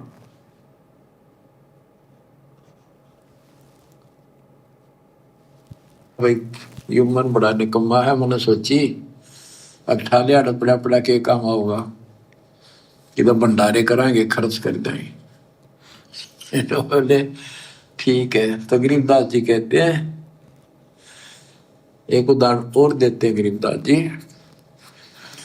गरीब बेरा साटे बेचिया बैरागर सुल्तान, मालिन को जाना नहीं बेबुद्धि खेचा तान। गरीब शेर बेर पलड़े चढ़े, एक पड़ा भो माही, मालिन और सुल्तान को हिलकारे ले जाही। इब्राहिम सुल्तान का उदाहरण दे रहे हैं गुरुदेव कि मन कितना पापी है, भगत को कैसे कहां ये डुबो देता है और कितना सावधान रहने की जरूरत है। इतना विशाल राज्य छोड़कर आ गया, 18 लाख घोड़े, 16,000 रानियां, ठाठ बाट भक्ति के लिए छोड़ के आ गया, काला मुंह करके आ गया। और एक बेर के लिए उस मालन के साथ में झगड़ा कर रहा है कि यो मेरा, यो मेरा। एक बेर नीचे गिर गया बेर तोलते समय, वो मालन बोली मेरा और इब्राहिम करा नहीं मेरा मेरा मेरा। और इतना बड़ा राज्य छोड़ के आ गया, एक बेर के ऊपर, एक आने के बेर के ऊपर मेरा मेरी कर रहा है। उस मालन के रूप में परमात्मा बैठा था, एक मारा थप्पड़ खींच के उसके सुल्तान के कि निकम्मे तूने क्या राह छोड़ा, भग जा, क्या भक्ति करेगा तू, एक बेर के ऊपर मेरा मेरी कर रहा है। तो ये परीक्षा चल रही थी संगत की 2014 के बाद। इतना ज्ञान देने के बाद भी नेताओं की रैलियों में जाके बैठ गए तुम। क्या छोड़ा फिर तुमने, क्या गंदगी छोड़ी तुमने, क्या तुमने जगत से मेल मिलाप छोड़ा? गुरुजी ने एक सत्संग में बताया, जब तुम्हें यहीं पर कोई सरपंच बनने का कोई लोभ दे रहा है, कोई प्रलोभ दे रहा है और तुम जा बैठते हो, यहीं पे तुम राजनेताओं की रैलियों में जाकर तुम जो है मतलब वहां पर जाकर तुम जो है मतलब वोटिंग कर रहे हो, तो त्रिकुटी पर तुम कैसे पास हो जाओगे? जब यहां 2 कोटि के राजनेताओं की रैलियों में जाना तुमने बंद नहीं किया, तो त्रिकुटी पर अगर ब्रह्मा विष्णु महेश की रैलियां निकल रही होंगी तो तुम तो तुरंत जाकर उनमें शामिल हो जाओगे। तुम रह ही नहीं सकते, क्योंकि ब्रह्मा विष्णु महेश की समर्थता के आगे तो यहां के राजनेता कुछ भी नहीं है। और जब तुम उन राजनेताओं के पीछे इतने पागल हो, तो त्रिकुटी पे जब ब्रह्मा विष्णु महेश की रैलियां निकलेंगी तो वहां तो तुम 2 मिनट में जा बैठोगे उनकी रैली में। या तुम एक छोटा सा सरपंच का पद प्राप्त करने के लिए दिन रात एक कर रहे हो भगत होकर, और त्रिकुटी पे जाने के बाद काल तुम्हें ब्रह्मा विष्णु महेश की पदवी देगा तो तुम क्यों नहीं लोगे? जब तुम एक सरपंच की पदवी नहीं छोड़ रहे, तो तुम्हें जब कोई विष्णु की पदवी देगा, उनके लोक में तुम्हें कोई गण बनाने की लोभ लालच देगा काल त्रिकुटी पे, तो तुम तो तुरंत जा बैठोगे उनकी गोद में। तो ये गंदी व्यक्ति तो छुड़वाना चाहते हैं गुरुजी इस ज्ञान को देके। यही तो देख रहे हैं गुरुजी जेल में बैठ के कि इनके मन की वो गंदी सोच, वो नकारात्मक सोच, वो गंदी वृत्ति छूटी या नहीं छूटी? मेरे ज्ञान का इनके ऊपर कोई असर हुआ कि नहीं हुआ? या अब भी ये दुनिया की जूतियां चाटने में लगे रहेंगे? तो ये परीक्षा चल रही थी और जितनी भी बकवादें तुमने कर दी और संगत से करवा दी, सबके नंबर कट हो गए, सब फेल हो गए, सबके टायर फट गए, पंचर भी नहीं निकलेगा अब तो। तुम सोचो नाम शुद्ध करवा लेंगे बात बन जाएगी, टायर ही फट गया, टायर ही फाड़ दिया तुमने, इतनी बकवादें कर दी। तो गुरुजी कहते फिर क्या छोड़ा फिर तुमने? अरे इब्राहिम सुल्तान को तो बेचारे को इतने सत्संग सुनने को नहीं मिल रहे थे, उस समय मोबाइल नहीं थे, विज्ञान नहीं थी, इसलिए उसने गलती कर दी, पहचान नहीं पाया हो। तुमने क्या दुनिया भर के सत्संग सुनते हो, दिन रात मोबाइल लगा के कान में, और काम सारे वही काढ़ के करते हो तुम। तो जब उसके थप्पड़ मार दिया गुरुजी ने, तो तुम्हें छोड़ेंगे क्या? तुम्हें छोड़ेंगे? अभी परीक्षा चल रही है, रिजल्ट आने दो, रिजल्ट में पता चलेगा तुमने क्या क्या गलतियां करी, क्या क्या उसका परिणाम आया है। अभी तो तुम्हें हम सत्सेवक गुरुद्रोही लग रहे हैं। अभी परीक्षा चल रही है, रिजल्ट आने दो, रिजल्ट में पता चलेगा कौन मेरिट में आया और कौन हो गया डिसमिस, और रिजल्ट पे पता चलेगा। बच्चा एक दूसरे को कहे तू फेल हो गया, तू पास हो गया, उससे बात नहीं बनती। वो तो जब रिजल्ट आएगा अखबार में तब पता चलेगा कौन फेल हुआ और कौन पास हुआ है। तो वर्तमान में जो बकवादे कर रहे हो ना, इन बकवादों का पता चलेगा आने वाले समय में। मालिन और सुल्तान को हिलकारे ले जाही, 2.5 लाख की पावड़ी, 1 पैसे का बेर, देख अदब सुल्तान को कैसी डारी मेर। कहते 2.5 लाख के जूती थी जिसमें लाल और हीरे पन्ने जुड़े हुए थे, और 1 पैसे का बेर, यानी मालन ने कहा कि बेर जो है 2.5 आने का शेर दूंगी, 2 आने के शेर।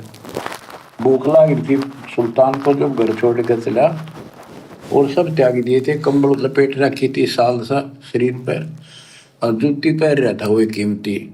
भूखा मरे था तो उसने कहा बना बेर दे दे या दोनों जूती रख लेते, ये 2.5 लाख कीमत है। वो 2 अन्य के बेर, 1 शेर तुलवा लिया और जूती धर दी। तोलते समय 1 बेर पालड़े से नीचे गिर गया तराजू से। सुल्तान ने उठाया फटदेश, और मालन ने उसके ऊपर हाथ रख लिया कि मेरा है। सुल्तान का मेरा। परमात्मा कहते हैं देखा अदब सुल्तान ने कैसे छोड़ी मेरे, यानी के लालच छोड़ा। अरे लालच तो नौका नो दिन बैठा तू तो अंदर मन में वो बकवाद बता, ये नहीं विचार किया 2.5 लाख की पावड़ी जुत्ती डाल दी 1 पीसे के बेर के ऊपर, क्यों बकवाद करे है? तो ये सारी दोष अपन निकालना पड़ेगा। 2.5 लाख की जूतियां पैर में पैर रखी हैं, ऐसो आराम छोड़ के आ गया और राज्य छोड़ के आ गया, और 1 आने के बेर पे लड़ाई झगड़ा कर रहा है। अरे नालायक को, ये सतभक्ति देख के तो गुरुजी ने हमें देवताओं से भी उत्तम बना दिया। आज ब्रह्मा विष्णु महेश का भी इतना सम्मान नहीं है जितना आप और हमारा है भक्ति मार्ग में। और तुम नालायकों उन जाटों के पास पहुंच गए, उनकी धर्मशाला बनवा के गले में 2 फूलों की माला डलवा कर सम्मान प्राप्त करने के लिए। अरे अगर ये कर्म ही फोड़ने थे तो संगत से फुड़वा लेते, जगत वालों से क्यों फुड़वाए? अरे धनाना आश्रम में कर्म फुड़वा लेते, अपने हॉस्पिटल का उद्घाटन कर देते, नारियल वारियल फोड़ देते, और भक्तों के हाथ में 5-10 मालाएं पकड़ा देते, और कह देते कि भक्तों हम गुरुजी के दोनों लड़के नारियल फोड़ेंगे, और नारियल फोड़ते ही हमारे गले में माला डाल देना। अरे कर्म फुड़वाने लेते थे तो अपने घर में फुड़वा लेते, नालायकों बाजार में जाके क्यों फुड़वाए? तो क्या छोड़ा तुमने? इसलिए गुरुजी कहते हैं राज त्यागना सहज है, सहज नारी का ने, ये मान बढ़ाई ईर्ष्या दुर्लभ तजना। ये सतगुरु के दरबार में है ग्राहक कोटि अनंत, 4 चीज ये चाहते रिद्धि सिद्धि मान महंत। ये तो मान बढ़ाई के भूखे हैं। कोई एक आधा होता है सतगुरु के दरबार में जिनको भक्ति चाहिए, परमात्मा चाहिए, बाकी तो मान बढ़ाई वाले गधे हैं, गधे। और ये दिखाई दे गए। अगर परमात्मा ये परीक्षा ना लेता बरवाला कांड के बाद, कैसे पता चलता कि कितनी बड़ी गंदगी गुरुजी के बेटा बेटी में भरी है, गुरुजी के भाई में भरी है, इन कोऑर्डिनेटरों में भरी है। ये तो कति कोयले हैं, कोयले। कोयले को कितना घिसलो काला काला आएगा। इनके अंदर बकवाद ही बकवाद है और कुछ नहीं है इनके अंदर। और कोयले की खान में भैया चाहे तुम कितना ही सावधानी बरत लो, तुम्हारे दाग लगेगा ही लगेगा। इन आश्रमों में कितना ही तुम भगत बन लो, तुम्हारी मर्यादा टूटेगी टूटेगी।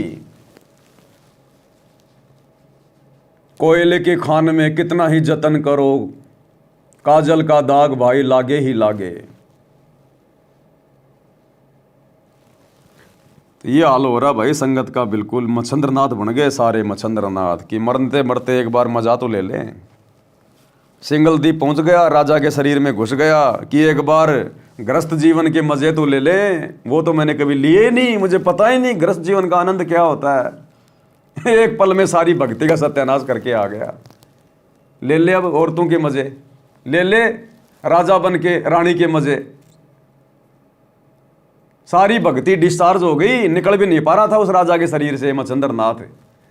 तो ले लो मजे जाटों की धर्मशाला बनवा के, ले लो मजे नरेंद्र मोदी की रैलियों में उसका थूक चाट के, ले लो मजे स्टेडियम बनवा के, ले लो मजे आरक्षण में बैठ के, ले लो मजे गैंगस्टरों की सीबीआई जांच का समर्थन करके, ले लो मजे अयोध्या में भंडारा लगवा के। तुम्हारी बैटरी डिस्चार्ज हो गई है। गधे बना के छोड़ेगा ये काल, गधे बना के। और कुमार भी कोई ऐसा देगा तुम्हें, हाँ, कि वो उधर से तो कुमार के मारेगी लठ उसकी कुमारी। अब कहते हैं ना कि भाई कुमार का कुमारी पे तो जोर चलता नहीं, वो फिर वो गधे के मारता है।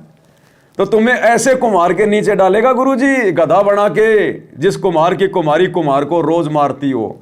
और वो कुमार फिर बाहर जाके गधे के मारेगा, फिर वो जोर वहां निकालेगा वो। तो तुम्हारे को तो गधा भी इसी क्वालिटी का बनाएगा ये परमात्मा। इतनी ऊंचा उठाना पड़ेगा अपनी बुद्धि को। संसारिक लोगों की तो वृत्ति ऐसी होती है, पर सब कुछ त्याग के तो परमात्मा कहते हैं उसका एक लगा थप्पड़ थप्पड़ तो असली रूप में आ गए। बोला भले आदमी के राज त्याग गया तने। फिर गुरुजी असली रूप में आ गए। पहले तो मालन बने हुए थे, बेर बेच रहे थे औरत बन के, फिर असली रूप में आ गए और एक थप्पड़ मारा उसके इब्राहिम के कि गधे तूने क्या छोड़ा। तो ये विचार करने की बात है, शिक्षा दे रहे हैं गुरुजी।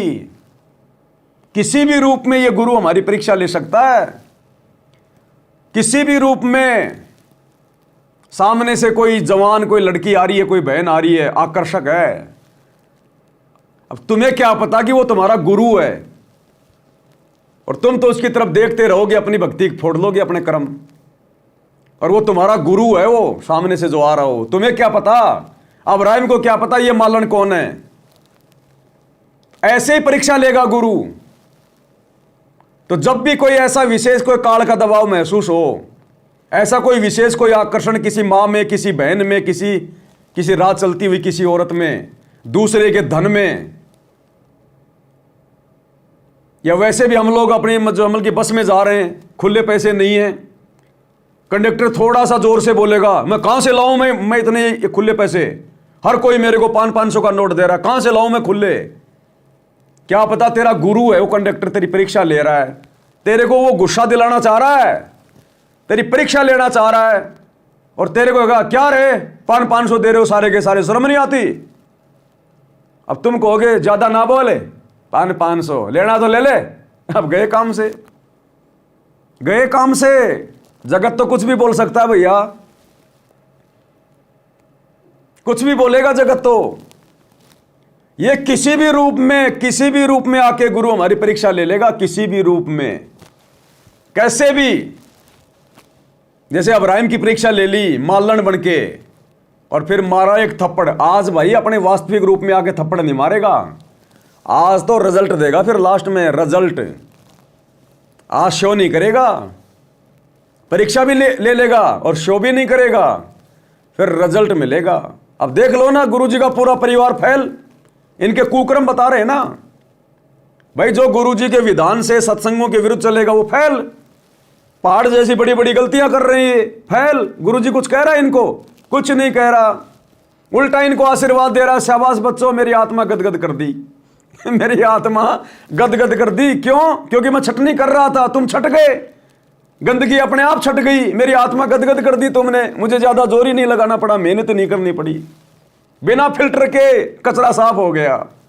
तुमने खुद ही कर दी सारी कुबद, मुझे कुछ करना ही नहीं पड़ा। मेरी आत्मा गदगद कर दी बच्चों तुमने, मेरे हीरे मोतीलाल छांट दिए तुमने, जो साथ संगति में दौड़ के चले गए। तो गुरुजी इसलिए कह रहे हैं कि बच्चों, मेरे को मेहनत नहीं करनी पड़ी, तुम्हारे साथ माथा पच्ची नहीं करनी पड़ी, मैं चुपचाप हिसार जेल में आके बैठ गया और तुम अपने आप ही कुकर्म कर करके अपने आप ही ये गंदगी दूर हो गई। तुमने मेरी आत्मा गदगद कर दी कि मेरे को नहीं बोलना पड़ा। अब ये समझ रहे हम आश्रमों में जो मिट्टी ढो रहे हैं, ये ईंटें ढो रहे हैं, हॉस्पिटल बना रहे हैं, आश्रम बना रहे हैं, इसलिए गुरुजी कह रहे हैं मेरी आत्मा गदगद कर दी। संत कहां बोलता है, क्या बोलता है, वो संत ही जानता है। तो क्या कह रहे हैं गुरुदेव? असली रूप में आ गए। बोला भले आदमी के राज त्याग गया तने, एक थप्पड़ मारा। तो राज अंदर ही लिए कर रहा है। अपनी भूल का एहसास हुआ, महाराज बहुत नीच सही मन, देख कितनी बकवास भरी है, बहुत बड़ी गलती होगी, दया करो। तो बच्चों, इस प्रकार आपने भी थोड़ा सा ऊंचा उठना पड़ेगा। परमात्मा के लिए छोटी मोटी बातों पर अड़ंगा नहीं अड़ाना चाहिए। संसारी लोगों की रीति किसी हो, पर अपनी धर्म नीति को आगे रखे, उसके कारण गुरुदेव कह रहे हैं सांसारिक लोगों की नीति कैसी भी हो, लेकिन भगत ने अपनी धर्म नीति को आगे रख के चलना चाहिए। धर्म नीति, भगत की धर्म नीति क्या है? गुरु जी का ज्ञान, गुरु जी के सत्संग, मर्यादा, ये भगत की धर्म नीति है, ये हमारा धर्म है। तुमने अपने धर्म की कर दी ऐसी की तैसी, सारे उल्टे काम कर करके, गुरु जी को दुखी करके, बकवादे करके, क्या बचेगा तुम्हारे पास में? बड़ी बातों पर अड़ंगा नहीं अड़ाना चाहिए। संसारी लोगों की रीति किसी हो, पर अपनी धर्म नीति को आगे रखे, उसके कारण आप ऊपर उठ जाओगे। गरीब 9 लख नानक नाद में 10 लख गोरख तीरे, लाख दत्त संगी सदा चरणों चरत कबीर। गरीब 9 लख नानक नाद में 10 लख गोरख पास, अनंत संत पद में मेले कोटि तेरे रविदास। गरीब रामानंद से लक्ष गुरु त्यारे शिष के भाई, चेलों की गिनती नहीं पद में रहे समाये। गरीब खोजी खालिक को मेले ज्ञानी के उपदेश, सतगुरु पीर कबीर हैं सबका हो उपदेश। गरीब दुर्वासा और गरुड़ से कीना ज्ञान समोद, अरब रामायण मुख कही वाल्मीकि को शोध। परमात्मा जो भी भक्ति पर लगे हुए हैं उन्हें अपने बच्चों को सबको मिलता है। दुर्वासा से मिले, गरुड़ से मिले, कागभूषण से मिले, शिव जी से मिले, विष्णु जी से मिले, ब्रह्मा जी से मिले, सबको मिलते हैं। देवी जी से मिले, ये नहीं छोड़ते किसी को। हमारी बुद्धि काल में कति घुमा रखी है, ये बात हमारा समझ में आइए को नहीं। अब क्या बताते हैं कि वाल्मीकि के रूप में पांडवों की अश्वमेघ यज्ञ में परमात्मा ने कैसा कमाल किया। गरीब फिर पांडवों की यज्ञ में शंख पचायन टेर, 12 कोटि पंडित जहां पड़ी सबन की मेर। गरीब फिर पांडवों की यज्ञ में शंख पचायन टेर, 12 कोटि पंडित जहां पड़ी सबन की मेर। यानी सब की मरोड़ निकल गई। जो पांडवों के अश्वमेध यज्ञ में परमात्मा ने सुपत रूप में वाल्मीकि रूप में जाकर संघ बजाया। उसमें 12 करोड़ पंडित बैठे थे। गरीब 33 कोटि यज्ञ में आए, सहस 88 सारे, 12 कोटि वेद के वक्ता, सुपच का शंख बजा रे। होय होय। कहते पांडवों के यज्ञ में 33 करोड़ देवता, 88,000 ऋषि और 12 करोड़ वेद के कंठ से याद करने वाले, डेली पढ़ने वाले पंडित। वह उनसे वो काम सिद्ध नहीं हुआ। और सुपथ उस हरिजन शूद्र वाल्मीकि से वो शंख बजा। यानी भक्ति ये बताते हैं मनुष्य जीवन प्राप्त करके जाति से कोई लिंक नहीं मौलिक का, ना किसी मजहब धर्म से। वो परमात्मा की भक्ति सच्ची हो, उससे सब कुछ प्राप्त होता है। गरीब फिर पंडों के यज्ञ में शंख पंचायन टेर, 12 कोटि पंडित जहां पड़ी सबन की मेर। गरीब करी कृष्ण भगवान को शरणामृत से प्रीत, शंख पंचायन जब बजा लिया द्रौपदी सीत। कहते हैं उस वाल्मीकि के चरण धोके श्री कृष्ण जी ने पिया और द्रौपदी ने पिया, जब जाकर शंख बजा। गरीब 12 कोटि पंडित जहां और ब्रह्मा विष्णु महेश, शरण लिए जगदीश को जिसको रटता शेष। गरीबदास जी कह रहे हैं कि 12 करोड़ पंडित थे वहां पर, ब्रह्मा विष्णु महेश, और कृष्ण जी ने उस वाल्मीकि के चरण छुए, शरणामृत पिया, जिसको शेष नाग भी जिसकी पूजा करता है। इनका सबका चौंध लाग रही है। शेष नाग भी श्री कृष्ण को भगवान मान रहा है, विष्णु जी को। और कई बाप को पता भगवान है कौन। तो जैसे भी जिसको तुम संपूर्ण शक्तिमान बैठे हो, उससे भी काम ना बढ़े। हर एक बाल में एक छोटी जाति वाले से, और वो शंख बज गया, अनमोल काम हुआ। अब बच्चों ये विचार करो कि जिनको हम भगवान मानते थे, ये सारा फेल हो गए परमात्मा कबीर जी के सामने। गुरुदेव कह रहे हैं 12 करोड़ ब्राह्मण वेदों के ज्ञाता, 9 नाथ 84 सिद्ध, 88,000 ऋषि, सूक्ष्म रूप में ब्रह्मा विष्णु महेश, आम प्राणियों की गिनती नहीं, 56 करोड़ यादव, खुद श्री कृष्ण पांडवों की यज्ञ में बैठे थे, किसी से भी शंख नहीं बजा। और फिर भी लोगों की बुद्धि नहीं खुली कि ये वाल्मीकि कौन है, ये बुंडा सा दिखाई देने वाला, ये मैला कुचैला, ये वाल्मीकि सुदर्शन कौन है ये। फिर भी आंख नहीं खुली किसी की, और भगवान से वंचित रह गए। तो वर्तमान में ये वेद, चारों वेद, गीता जी, कुरान, पुराण, बाइबल, गुरु ग्रंथ साहिब, सदग्रंथ साहिब, कबीर सागर, ये सतयुग से लेकर वर्तमान तक ये बड़े बड़े आचार्य, शंकराचार्य, मंडलेश्वर, महंत, संत, मुल्ला, मौलवी, ये काजी, पीर, पैगंबर, कुतुब, ओलिया, कोई भी तो नहीं खोल पाया इनको, इनका रहस्य नहीं बता पाया, इनका सार नहीं बताया। और हरियाणा के एक रामपाल जी ने ये सारा भेद खोल दिया, और फिर भी लोगों की बुद्धि नहीं खुल रही, उनके खुद के भक्तों की बुद्धि नहीं खुल रही। 90% की जो सतलोक आश्रमों से जुड़े कि सतगुरु रामपाल जी फिर कौन है। क्या मां के गर्भ से जन्म लेके आने वाला एक आम प्राणी होगा। फिर भी भक्तों की आंख नहीं खुल रही, अपने गुरु में परमात्मा नजर नहीं आ रहा, कबीर जी नजर नहीं आ रहा।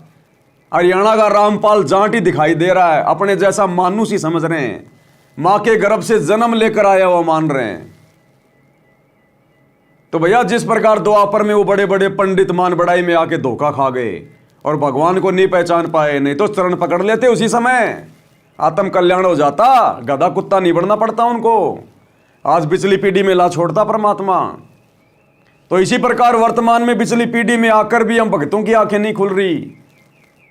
ऐसे समर्थ गुरु को नहीं पहचान रहे, भगवान को नहीं पहचान रहे, जिन्होंने पूरी दुनिया के धर्म ग्रंथ खोल के रख दिए, पूरे अध्यात्म को खोल के रख दिया, ब्रह्मा विष्णु महेश की जन्म और मृत्यु बता दी, इनकी आयु बता दी, अक्षर पुरुष तक की बता दी, जिसके बारे में कोई जानता भी नहीं था।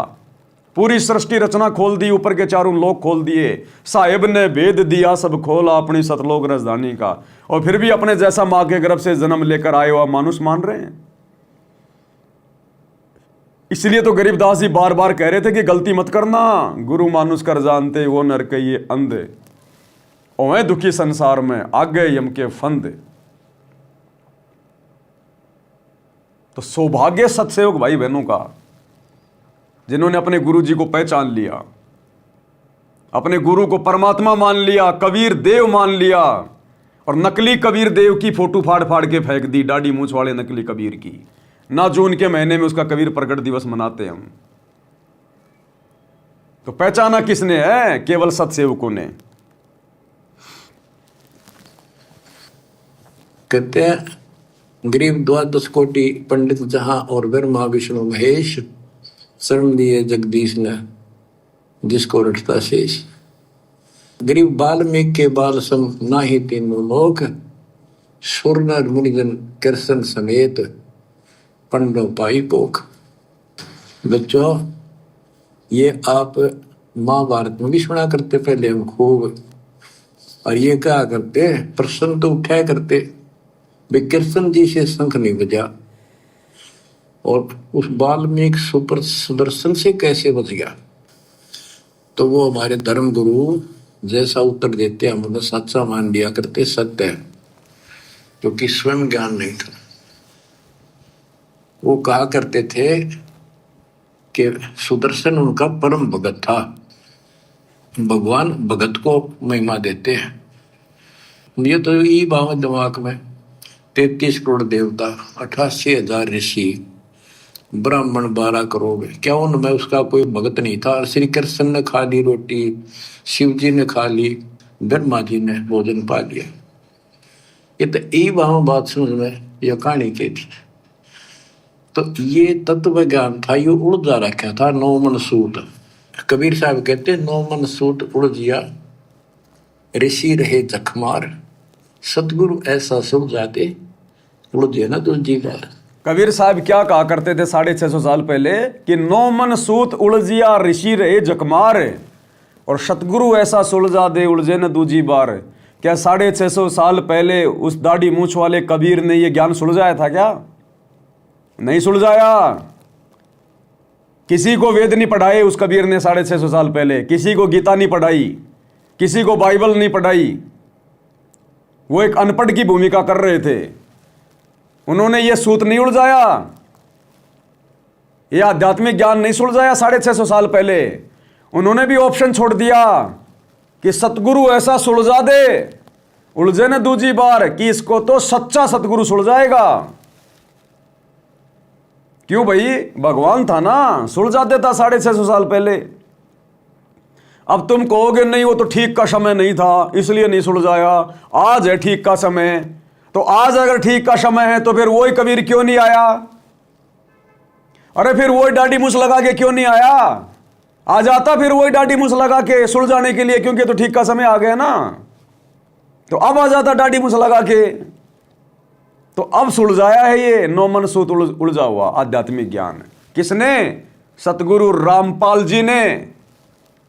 जिस आध्यात्मिक ज्ञान को वो दाढ़ी मूछ वाला कबीर भी नहीं सुलझा पाया 650 साल पहले, उस ज्ञान को आज सतगुरु रामपाल जी ने सुलझाया।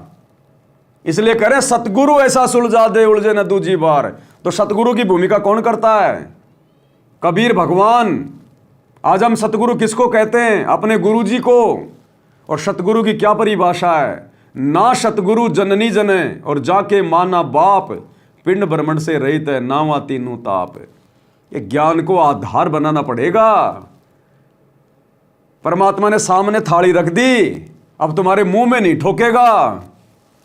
तत्व ज्ञान दे दिया परमात्मा ने, निष्कर्ष तुमने निकालना पड़ेगा गुरुजी के सत्संगों का। गुरुजी नहीं देगा तुम्हें बना बना के जलेबी। अब तुम्हारे हाथ थोड़ी कटे हुए हैं, कि तुम्हारे मुंह में भी भगवान ठोकेगा इस ज्ञान को। अब जानवर थोड़ी है, अरे जानवर को भी उसका मालिक मुंह में दे दे के नहीं खिलाता, उसके सामने पटक देता है। जिसको भूख है खा लेगा, नहीं तो मरो।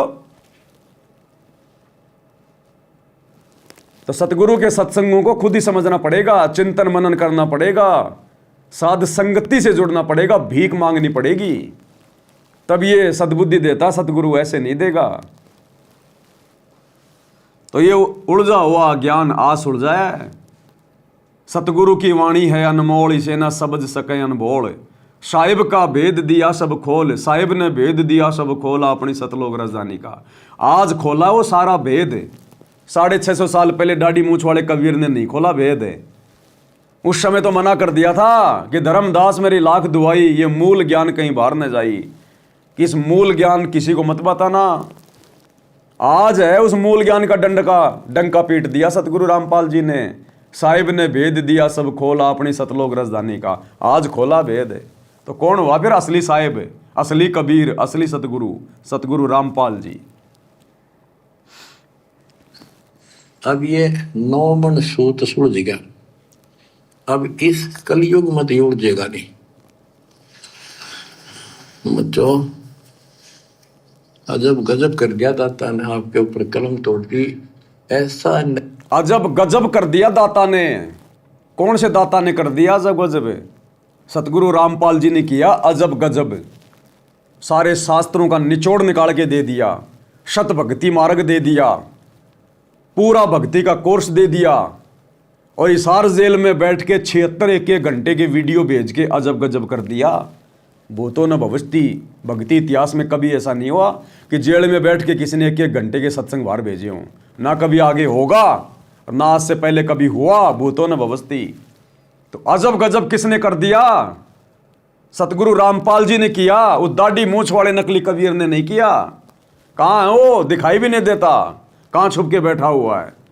सामने क्यों नहीं आता? काल थोड़ी है जो डर लग रहा है, कोई शराब लगा हुआ है। सामने आए, दाढ़ी मूछ वाला कहाँ है? तो किसने किया सामने आके सारा काम? सतगुरु रामपाल जी ने। तो ये है रियल कबीर, इसने किया अजब गजब। बच्चों अजब गजब कर दिया दाता ने आपके ऊपर कलम तोड़ दी। ऐसा निर्णायक दातन ज्ञान आपको प्राप्त करा दिया। देखो आप शिक्षा ग्रहण करते हो, अच्छी बात है। इंजीनियरिंग कर ली, डॉक्टर बन गए, IAS IPS बन गए, या कोई और टीचर लाइन में चले गए। ये तो सिर्फ एक रोजी रोटी का काम है बस, इससे और कोई ज्यादा लाभ नहीं होने का। ये रोजी रोटी भी सब ना मिलती, पढ़ ले तो पता नहीं कितने शिक्षा ग्रहण करते हैं बच्चे। यह शिक्षा आपको इसलिए दिलवाई है परमात्मा ने कि आप कल्याण करा लो, नहीं तो परमात्मा के गरीबदास जी ने बताया कोटि जन्म तेरा बरमत हो गए, कुछ नहीं हाथ लगा रे, कुकर शुकर कर बाबो रे, कौवा हंस बुआरे। शिक्षा केवल इसलिए दी है भगवान ने ताकि हम अपना आत्म कल्याण करवा लें, भगवान को पहचान लें। इन शास्त्रों में देख देख के जिनको दुनिया सत्य मान रही है, वेदों को, गीता जी को, बाइबल को, कुरान को, हम अपनी आंखों से देख लें कि जो लिखा हुआ है गुरु जी वही बता रहे हैं, और बाकी संतों ने क्या उसका रंगा कर रखा है, तो हमारी आत्मा को विश्वास हो जाएगा। अरे ज्ञान तो यही 650 साल पहले दिया करता था भगवान, यही ज्ञान था, यही नाम थे, लेकिन हमारी आत्मा ने स्वीकार नहीं किया कि यह परमात्मा हो सकता है, क्योंकि हम अनपढ़ थे, शास्त्रों में नहीं पढ़ सकते थे, नहीं देखे हमने। आज गुरुजी ने शिक्षा इसीलिए दी है कि तुम अपनी आंखों से देख लो। कहीं तुम्हारे मन में शंका हो जाए हमारे गुरुजी कहीं वैसे ही तो नहीं बता रहे हैं, तुम्हारी आंखों से देख लो। ये वेद तुम्हारे गुरु ने नहीं लिखे, ये गीता तुम्हारे गुरुजी ने नहीं लिखी, आज ये दुनिया भर के शास्त्र कबीर सागर सदग्रंथ साहिब तुम्हारे गुरुजी ने नहीं लिखे। अब तुम्हारा गुरु इनको पढ़ा रहा है कि सत्यता क्या है, देख लो भाई। तो आत्मा स्वीकार कर ले, क्योंकि आत्मा ने सतलोक जाना है, इस मन ने सतलोक नहीं जाना, इस 5 तत्व के शरीर ने सतलोक नहीं जाना। परमात्मा ने तो आत्मा को चार्ज करना है। तो ये आत्मा उस समय स्वीकार करती है जब ये बिल्कुल सारे प्रमाण देख लेती है, आंखों देख लेती है। इसलिए परमात्मा ने हमें शिक्षित किया, अक्षर ज्ञान दिया, पढ़ाया, वरना इस पढ़ाई का कोई यूज नहीं है। ये पढ़ाई का कोई महत्व ही नहीं है। महत्व होता तो परमात्मा सतयुग में, ये सतयुग में क्यों नहीं दी शिक्षा गुरुदेव ने? त्रेता युग में क्यों नहीं दी शिक्षा? द्वापर में क्यों नहीं दी? कलयुग की जो है मतलब प्रथम पीढ़ी में क्यों नहीं दी? ये वर्तमान में क्यों दी परमात्मा ने शिक्षा? घर घर में सबको शिक्षित किया, केवल अपनी पहचान करवाने के लिए, शास्त्रों को देखकर। इसलिए हम भक्तों ने अपने बच्चों को ज्यादा शिक्षित बनाने की जरूरत नहीं है, ज्यादा हाई फाई उनको कोई पढ़ाई देने की जरूरत नहीं है, उनको कोई कोचिंग कराने की जरूरत नहीं है, उनको इंजीनियर, डॉक्टर, बैरिस्टर बनाने की जरूरत नहीं है, IIT करवाने की जरूरत नहीं है। बाबा बन के घूम रहे हैं IIT वाले भी। अगर उस IIT में अगर कोई सुख होता, मजा होता, तो वो लेके चिमटा रोडों पे नहीं भग रहा होता आज। शिक्षा केवल परमात्मा ने अपनी पहचान करवाने के लिए, तो वर्तमान में सबको शिक्षित करना जरूरी था परमात्मा ने। आने वाले समय में अगर हमारे बच्चे अगर पढ़ाई भी नहीं पढ़ना चाहते हैं, स्कूल नहीं जाना चाहते हैं, कोई दिक्कत नहीं है, मत पढ़ाइए आप, कोई आवश्यकता नहीं है, क्योंकि उनको भगवान चाहिए कि भगवान कौन है, और वो उसको अपने माता पिता से पता चल गया, क्योंकि उसके माता पिता वही भक्ति कर रहे हैं सतगुरु रामपाल जी की। उनके माता पिता ने आंखों से देख लिया, तो बच्चे वही करेंगे जो माता पिता करेंगे। अरे आप और हमारी हनुमान जी से, श्री राम से, श्री कृष्ण से कोई यारी दोस्ती है क्या? कभी वो हमारे घर पे आए हो, कभी हम उनसे ऊपर जाके कभी मिल के आए हो, फिर भी हमने उनको भगवान मान लिया। क्यों? क्योंकि बचपन से हमारे माता पिता उन्हीं को भगवान बता रहे थे, उन्हीं की पूजा कर रहे थे, उन्हीं के मंदिरों में जा रहे थे, इसलिए हमने भी उनको भगवान मान लिया।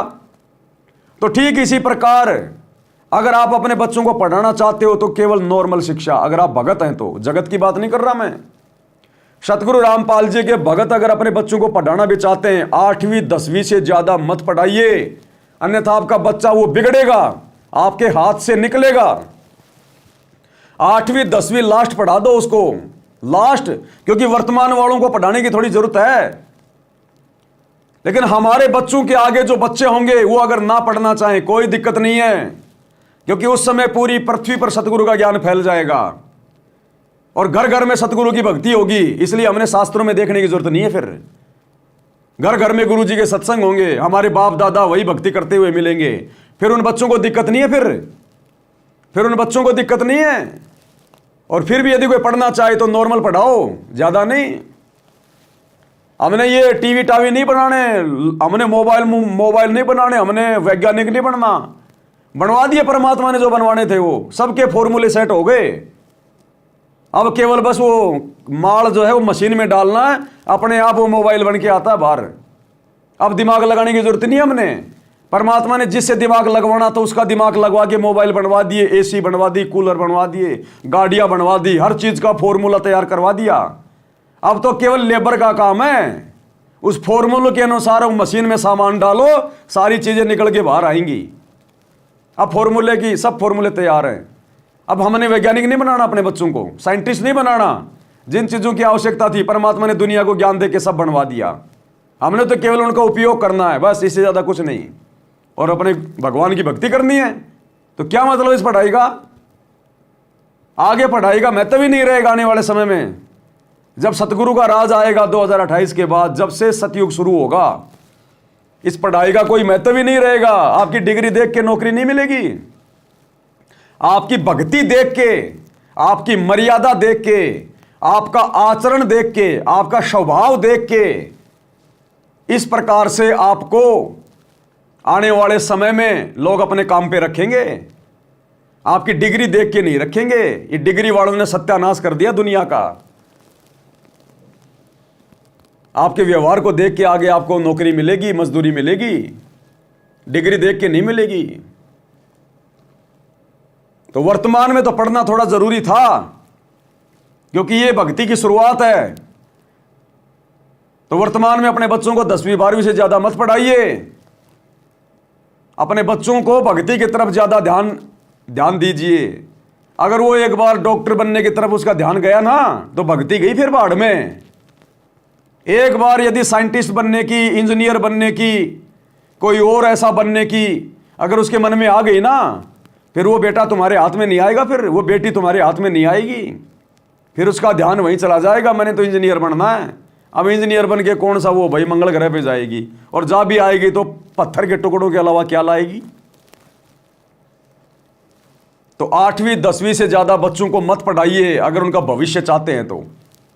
हाँ, यदि अपना बाप बनाना चाहते हैं कि आगे चल के खुद भी भक्ति ना करे और हमारे को भी भक्ति से दूर करे, बकवाद करे, तो भाई उसको बनाओ तुम बैरिस्टर, बनाओ उसको तुम जज बनाओ, वकील बनाओ, फिर उसको लगाओ दिमाग फालतू की बातों में। तो 8वीं 10वीं से ज्यादा नहीं। और आने वाले समय में 20 30 40 50 साल के बाद तो बच्चों को पढ़ाने की भी जरूरत नहीं है। पढ़ाने की भी सिर्फ भक्ति की जरूरत है, वो तो बचपन से भक्ति पे लगेंगे। तो इस प्रकार से ये नित्य नियम तो अपने आप याद हो जाते हैं, अपने आप ही। और रोजाना पुस्तक लेके नित्य नियम करेगा ना, चाहे स्कूल भी मत भेजो उसको, वो सारे शब्द याद हो जाएंगे। आज भक्तों के घरों में जो छोटे छोटे बच्चे भक्ति बोध हाथ में लेके तीनों समय की आरती करते हैं ना, 8वीं 10वीं के बच्चे भी उतनी सिद्ध 8वीं 10वीं के बच्चे भी उतनी शुद्ध हिंदी नहीं बोल सकते, इतनी फास्ट हिंदी नहीं पढ़ सकते जितना भक्तों के घरों में छोटे छोटे बच्चे भक्ति बोध लेके पढ़ रहे हैं। क्योंकि उनका रोजाना का नियम है, रिहर्सल है। अरे स्कूल में क्या कराया जाता है, वो हिंदी पढ़ाएंगे, क ख ग क ख ग, हम भी तो वही पढ़ रहे हैं। गिरी पर पट्टन वह परलोक है, अदली सतगुरु सार, भक्ति हेत से उतरे पाया हम दीदार। तो बच्चे को आएगा ना समझ में कौन सा शब्द मैं क्या बोल रहा हूं। तो नॉर्मल पढ़ाओ, 8वीं 10वीं पढ़ाओ, इससे ज्यादा नहीं, ताकि बस उसको थोड़ा बहुत व्यावहारिक ज्ञान हो जाए, थोड़ा बहुत उसको जो है पढ़ना लिखना आ जाए, इससे ज्यादा नहीं।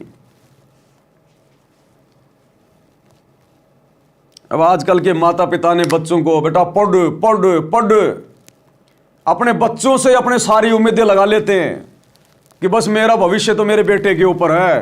कोचिंग में भेज दिया, कहीं कोटा भेज दिया, कहीं लंगोटा भेज दिया, और आए दिन वो राजस्थान के कोटा में जहां पर बच्चे कोचिंग के लिए जाते हैं, आए दिन फांसी लगा लगा के मर रहे हैं वो बच्चे, आए दिन फांसी लगा लगा के, बिना भक्ति के। उनको बचपन से एक ही चीज बताई, पढ़ पढ़ पढ़। माँ बाप ने भी अपनी जमीन बेच दी, पैसा उधार ले लिया, ले पढ़ पढ़, तेरे पीछे हमारा भविष्य है। अब वो बच्चे के सिर पे 2.5 किलो बोझ रखा है कि मैं फेल हो गया, नौकरी नहीं लगा, मेरे माँ बाप का क्या होगा, जमीन बेच दी, ये कर दिया, इतना पैसा लगा दिया। वो फांसी खा खा के मर रहे कोचिंग में, कोटा में पढ़ने वाले बच्चे, क्योंकि भक्ति के ना उनके माँ बाप नजदीक, ना वो बच्चे नजदीक, ना उनको ज्ञान। उसे नौकरी को ही सब कुछ मान लिया। अरे तुमने पढ़ा लिया लिखा लिया, तेरा बेटा नौकरी भी लग गया और 2 महीने बाद में एक्सीडेंट में मर गया, अब क्या नौकरी बचा लेगी क्या? वो नौकरी उसके एक्सीडेंट को बचा लेगी क्या? बीमारी से मरना हो वो नौकरी बचा लेगी उसको? भगवान बचाएगा, भक्ति बचाएगी। तो ये शिक्षा तो एक बकवाद है, बकवाद। शिक्षा ने केवल इंसान को रिश्वतखोर बना दिया, भ्रष्टाचारी बना दिया, चतुर बना दिया, धोखेबाज बना दिया, मिलावटखोर बना दिया शिक्षा ने इंसान को। हमारे बाप दादा शिक्षित थे क्या? BA कर रखी थी क्या? अनपढ़। और आज जो बहुत ज्यादा जो पढ़े लिखे हैं, लाखों रुपया महीने का कमा रहे हैं, वो भी इतनी शांति से जीवन नहीं जी रहे जितना हमारे अनपढ़ बाप दादा जीवन जी के चले गए। जितनी खुशहाली, जितनी शांति उनके जीवन में थी, आज यहां के प्रधानमंत्री के जीवन में भी नहीं है। तो शिक्षा तो केवल भगाती है, इधर उधर गधा बना के रखती है, गधा उल्टे काम करवाती है, कर्म फुड़वाएगी। तो शिक्षा का भी थोड़ा बहुत यदि कोई फायदा उठा रहा है तो भगत उठा रहा है, भगवान को पहचान के, शास्त्रों को देखकर। ये शिक्षा परमात्मा ने ये BA MA इंजीनियर डॉक्टरी फोक्टरी ये मोटी मोटी पुस्तकें नहीं पढ़ने के लिए बनवाई। ये शिक्षा परमात्मा ने सदग्रंथों को पढ़ने के लिए बनवाई थी। सदग्रंथ हो गए बाढ़ में, दुनिया तो इतनी मोटी मोटी कोचिंग की किताब लाएगी, सारा रात वो बच्चे लगे रहेंगे पन्ने पलट पलट के। सामान्य ज्ञान, फलाना देश का राष्ट्रपति कौन है, फलाने का प्रधानमंत्री कौन, सबसे बड़ा गधा कौन, सबसे बड़ी चिड़िया कौन, उस देश का राष्ट्रीय पक्षी कौन। क्या काम आएंगे तेरे ये? फलाना देश का राष्ट्रीय पक्षी कौन है, राष्ट्रीय पशु कौन है, दुनिया में सबसे लंबा आदमी कौन है, तेरे घर में क्या वो बाजरा बोने आएगा? तो ये फालतू के सामान्य ज्ञान, फालतू का उल्टा ज्ञान दुनिया भर का। कर्क रेखा की लंबाई कितनी है, मकर रेखा की लंबाई कितनी है, क्या करेगा? कपड़े सुखाएगा उसके ऊपर, क्या काम आई तेरे वो कर्क रेखा, वो मकर रेखा? दुनिया भर का ज्ञान उल्टा, केवल 2 टाइम की रोजी रोटी के लिए। और दुनिया में पूछ लो किसी से कि भाई नेकी कौन थी, नेकी कौन थी, सेव कौन था, किसी को नहीं पता। और ये पता लगे बिना मोक्ष नहीं होगा। और ये पता करने के लिए आपने सतगुरु रामपाल जी से जुड़ना पड़ेगा, भक्ति लेनी पड़ेगी। इस भक्ति से मोक्ष होगा। इस मनुष्य जीवन को प्राप्त करने का टारगेट केवल डॉक्टर बनना नहीं है, पैसे कमाना नहीं है, इंजीनियर बनना नहीं है, मंत्री प्रधानमंत्री बनना नहीं है, बड़ी बड़ी कोठी बनाना नहीं है। मरने के बाद में उस कोठी के नीचे तेरे को कोई छाया में नहीं बैठने देगा जब तू कुत्ता बन के आएगा वापस। वो पढ़ाई कोई काम नहीं आएगी फिर, जो तुमने अपने जीवन के 20 साल तुमने बर्बाद कर दिए इंजीनियर बनने में। मरने के बाद में वो पढ़ाई फिर भूल जाएगा सारी, फिर नए तरीके से पढ़ना पड़ेगा जब कभी तेरा मनुष्य जन्म होगा। कै ख गए, क्यों, कहाँ गई हो तेरी पढ़ाई? और पिछले जन्म में तू तो जज था, तूने तो बहुत तूने वो जो है पढ़ाई करी थी। अब मरने के बाद अगले जन्म में कुत्ता बनेगा, फिर गधा बनेगा, कहां गई हो पढ़ाई? एक अक्षर भी याद नहीं तेरे को आज। तो ये धोखा है, धोखा। ये शिक्षा भी एक धोखा है। अगर शिक्षा का अगर सदुपयोग करना है तो सतगुरु के प्रवचन सुनो, सतगुरु की शरण में आओ, आध्यात्मिक ज्ञान लो, अपनी आत्मा का कल्याण करो, गुरु की पहचान करो, तब शिक्षा का फायदा है। नहीं तो शिक्षा नहीं है, ये शिक्षा तेरे को गधा बना के छोड़ेगी, तेरे कर्म फुड़वा के अगले जन्म में। तो भगत होकर यदि कोई अपने बच्चों को नौकरी के लिए पढ़ा रहा है, यदि नौकरी के लिए उसके ऊपर पैसे बर्बाद कर रहा है, वो भगत नहीं है। वो मतलब वैसे तो भक्ति कर रहा है लेकिन उसको ज्ञान नहीं है अभी, वो अभी उसको ज्ञान नहीं है, फिर खाली नाम का भगत है। ये तो फुल स्टॉप कर दो भैया, मैं नहीं पढ़ाऊंगा, तेरे को पढ़ना तो कमार पढ़। ओ पापा जी मेरा फ्यूचर बर्बाद हो जाएगा। काहे का तेरा फ्यूचर बर्बाद हो जाएगा? कौन से पंडित ने बना दिया कि तू बैरिस्टर बनेगा, बता? और तेरे भाग्य में लिखा है, और तेरा बाप अगर नहीं पढ़ाएगा तो क्या तू बनेगा नहीं? जिन बच्चों के माता पिता मर जाते हैं उनको जन्म देते ही, वो बच्चे आज वकील बन के बैठे हैं, जज बन के बैठे हैं, वो माँ बाप ने बनाया क्या? तो तेरे भाग्य में होगा तो बन जाएगा। बाकी मैं तो नहीं पढ़ाने वाला भाई। 8वीं 10वीं पढ़ा दी, कोई काम धंधा करना तो कर, नहीं तो खेत में काम कर, अपनी भक्ति कर, इससे ज्यादा नहीं। और तेरे भाग्य में तो फिर पढ़ जा, बन जा, फिर मेरे से हाथ जोड़। मैं तो 2 पैसे कमाता हूं, अपने भगवान की भक्ति में लगाऊंगा, अपने दान धर्म में लगाऊंगा। तेरी फालतू में शिक्षा में लगा कि मुझे क्या मिलेगा? क्या देगी तेरी शिक्षा मुझे? तो बच्चों को भैया भक्ति पे लगाओ, भक्ति वाली शिक्षा दो ना। स्कूल में भेजते हैं, 8 घंटे स्कूल में पढ़ते हैं, 2-4 घंटे वो घर पे लगे रहते हैं, और अब 1 घंटे अपने बच्चों से माड़ा भी नहीं करवाते। 1 घंटा बैठा के अपने बच्चों को माड़ा भी नहीं करवा रहे, और स्कूल में 8-8 घंटे पढ़ा रहे हैं। तो भैया भक्ति को महत्व देना पड़ेगा, भक्ति से बात बनेगी। ये शिक्षा विक्षा कुछ नहीं है। और काहे की शिक्षा? करोड़ों बच्चे डिग्रियां ले लेके निकल रहे हैं आज, करोड़ों बच्चे। नौकरी मिलती कितने को है? 2% को, मुश्किल से 2% को हाथा जोड़ के कहीं पे कोई पैसा देना पड़ रहा है, कहीं पे कोई जैक लगाना पड़ रहा है। 100 में से 2 बच्चों को नौकरी मिल रही है। बाकी डिग्रियां ले लेके उनकी पुंगी बजा के बजा रहे हो, पी रोड पे खड़े होके पाने पतासे बेच रहे हैं वो बीए करने वाले, एमबीए करने वाले, पकोड़े उतार रहे हैं, पकोड़े। अब वो डिग्री को कर लो, गोल मोड़ करके जेब में डाल लो उसको, वो डिग्री दे देगी तुम्हें रोटी। भैया भक्ति से मिलेगा ये रोटी भी मिलेगी ना 2 टाइम की सुख से, भक्ति से मिलेगी, भक्ति से। शिक्षा का महत्व समझो। शिक्षा क्यों दी भगवान ने? आज से पहले क्यों नहीं थी, अब क्यों दी? ये विज्ञान आज से पहले क्यों नहीं थी, अब क्यों दी? ये वैज्ञानिक उपकरण, ये TV, radio, mobile, internet, computer पहले क्यों नहीं थे, अब क्यों दी? क्योंकि अब भक्ति युग है, भक्ति में सहयोग के लिए दी। और यदि इनका बकवाद करेंगे, 2 टाइम की रोजी रोटी तक ही सीमित रहेंगे, नौकरी के लिए ही अगर हम पढ़ेंगे पढ़ाएंगे, कुछ नहीं मिलेगा, कुछ नहीं मिलेगा।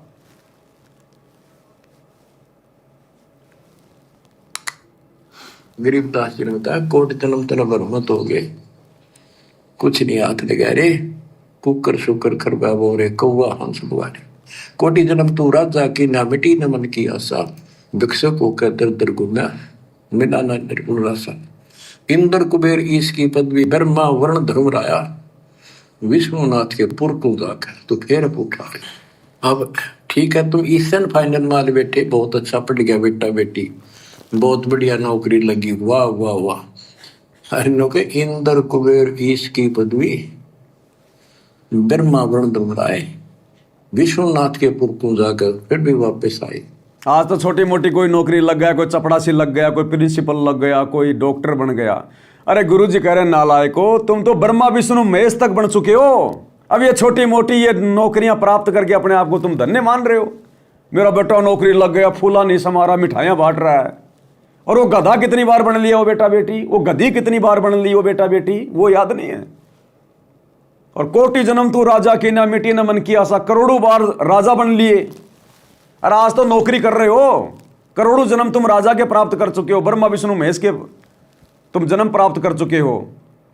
अब बिना ज्ञान के कुछ याद नहीं है, कुछ पता नहीं है। आज कोई चपड़ासी लग जाए तो पता नहीं सीना फुला लेता है, मैं तो चपड़ासी लग गया है, मांझने तो कफ ही है बेटा, है बन जाए तू कुछ भी। नौकरी नौकरी है, नौकरी यानी गुलामी। नौकरी नौकरी है, दूसरे के अधीन रहना वो गुलामी है। गरीब तीन लोग का राज, जय जीव को कोई दे, लाख बधाई क्या करे जो नहीं नाम देते। एक छोटी सी पोस्ट या पद या मंत्री, मुख्यमंत्री, प्रधानमंत्री बन गया, छड़ दे इन गल्लां कुछ ना दे रहा इन बातों में। एक गुरुजी कह रहे हैं अगर प्रधानमंत्री भी बन गया तू, देश का राष्ट्रपति भी बन गया, तो भी छोड़ दे गल्ला, कुछ नहीं है। अगले जन्म में गधापति बना मिलेगा बिना भक्ति के। एक हरि की भक्ति बिन राजा गधा होए, माटी लदे कुम्हार की घास न डाला कोई। अब बताओ फिर वो डॉक्टर इंजीनियर फलाना देखना, इनकी तो औकात क्या है। जब मरने के बाद में भक्ति ना करने वाला राजा भी गधा बनता है, तो छोटी मोटी नौकरियां करके तुम क्या सीना फुला रहे हो। तो ज्ञान की कमी है भाई। मंत्री, मुख्यमंत्री, प्रधानमंत्री बन गया, छड़ दे इन गल्लां कुछ ना दे रहा इन बातों में। एक कोटि का जीव नहीं जिसके पास सच्ची भक्ति नहीं। आपके ऊपर जो मालिक ने कृपा करती, पुण्यात्मा हो, आप सामान्य आत्मा नहीं हो। 27 साल हो गए यही आवाज, यही परमात्मा की महिमा गुणगान करते करते। परमात्मा का कुत्ता हूं मैं, उसका निर्देश है, आदेश है, इसलिए आप धनियों को जगा रहा हूं, भौंक रहा हूं। और कुत्ता जब भौंकता है तो मालिक ने समझ लेना चाहिए कोई आपत्ति है, उठ के जागना चाहिए, इधर उधर देखना चाहिए, अपना धन संभालना चाहिए। आंखें खोल लो, कुर्बान हो जाओ। ये बार बार दास जो कह रहा है, कोई मूर्ख नहीं, मैंने कोई स्वार्थ नहीं आपसे, लेकिन आपका भविष्य, आपकी दुर्गति खड़ी दिखाई देती है दास को। आप दुर्गति खड़ी दिखाई दे रही है आश्रम वालों की। सत्संग किसके लिए कर रहे हैं? अपने भक्तों के लिए। तो गुरुजी कह रहे हैं मुझे तुम्हारी दुर्गति खड़ी दिखाई दे रही है। जो कुकर्म तुम कर रहे हो आज मेरी गैर हाजिरी में, ये राजनीति करके, स्टेडियम बना के, आश्रम पे आश्रम खोल के, धंधा खोल के तुमने ड्रामेबाजी शुरू कर दी। नाम लेते हो तुम कबीर जी का कि कबीर जी 120 साल झोपड़ी में रह गए, और तुमने उसी कबीर के नाम पे ये करोड़ों के आश्रम खोल खोल के बकवादी शुरू कर दी। उस कबीर के नाम पे आश्रम खोल दिया, करोड़ों का ड्रामेबाजी कर रहे हो, और कबीर का झोपड़ा बना दिया साइड में, और लिख दिया कबीर जी शिक्षा दे रहे हैं सूत काट के कि हमने एक सामान्य जीवन जीना चाहिए। वो 300 करोड़ का धनाना आश्रम क्यों खोल दिया भाई?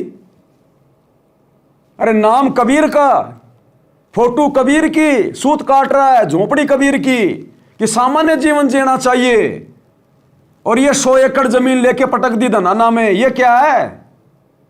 वो 300 करोड़ का आश्रम बना दिया। वो क्या ड्रामेबाजी है? बनाई कभी कबीर ने? तो ये है ड्रामेबाजी। तो गुरुजी कह रहे हैं मैं सारा देख रहा हूं, तुम्हारा नौटंकी सब कुछ है।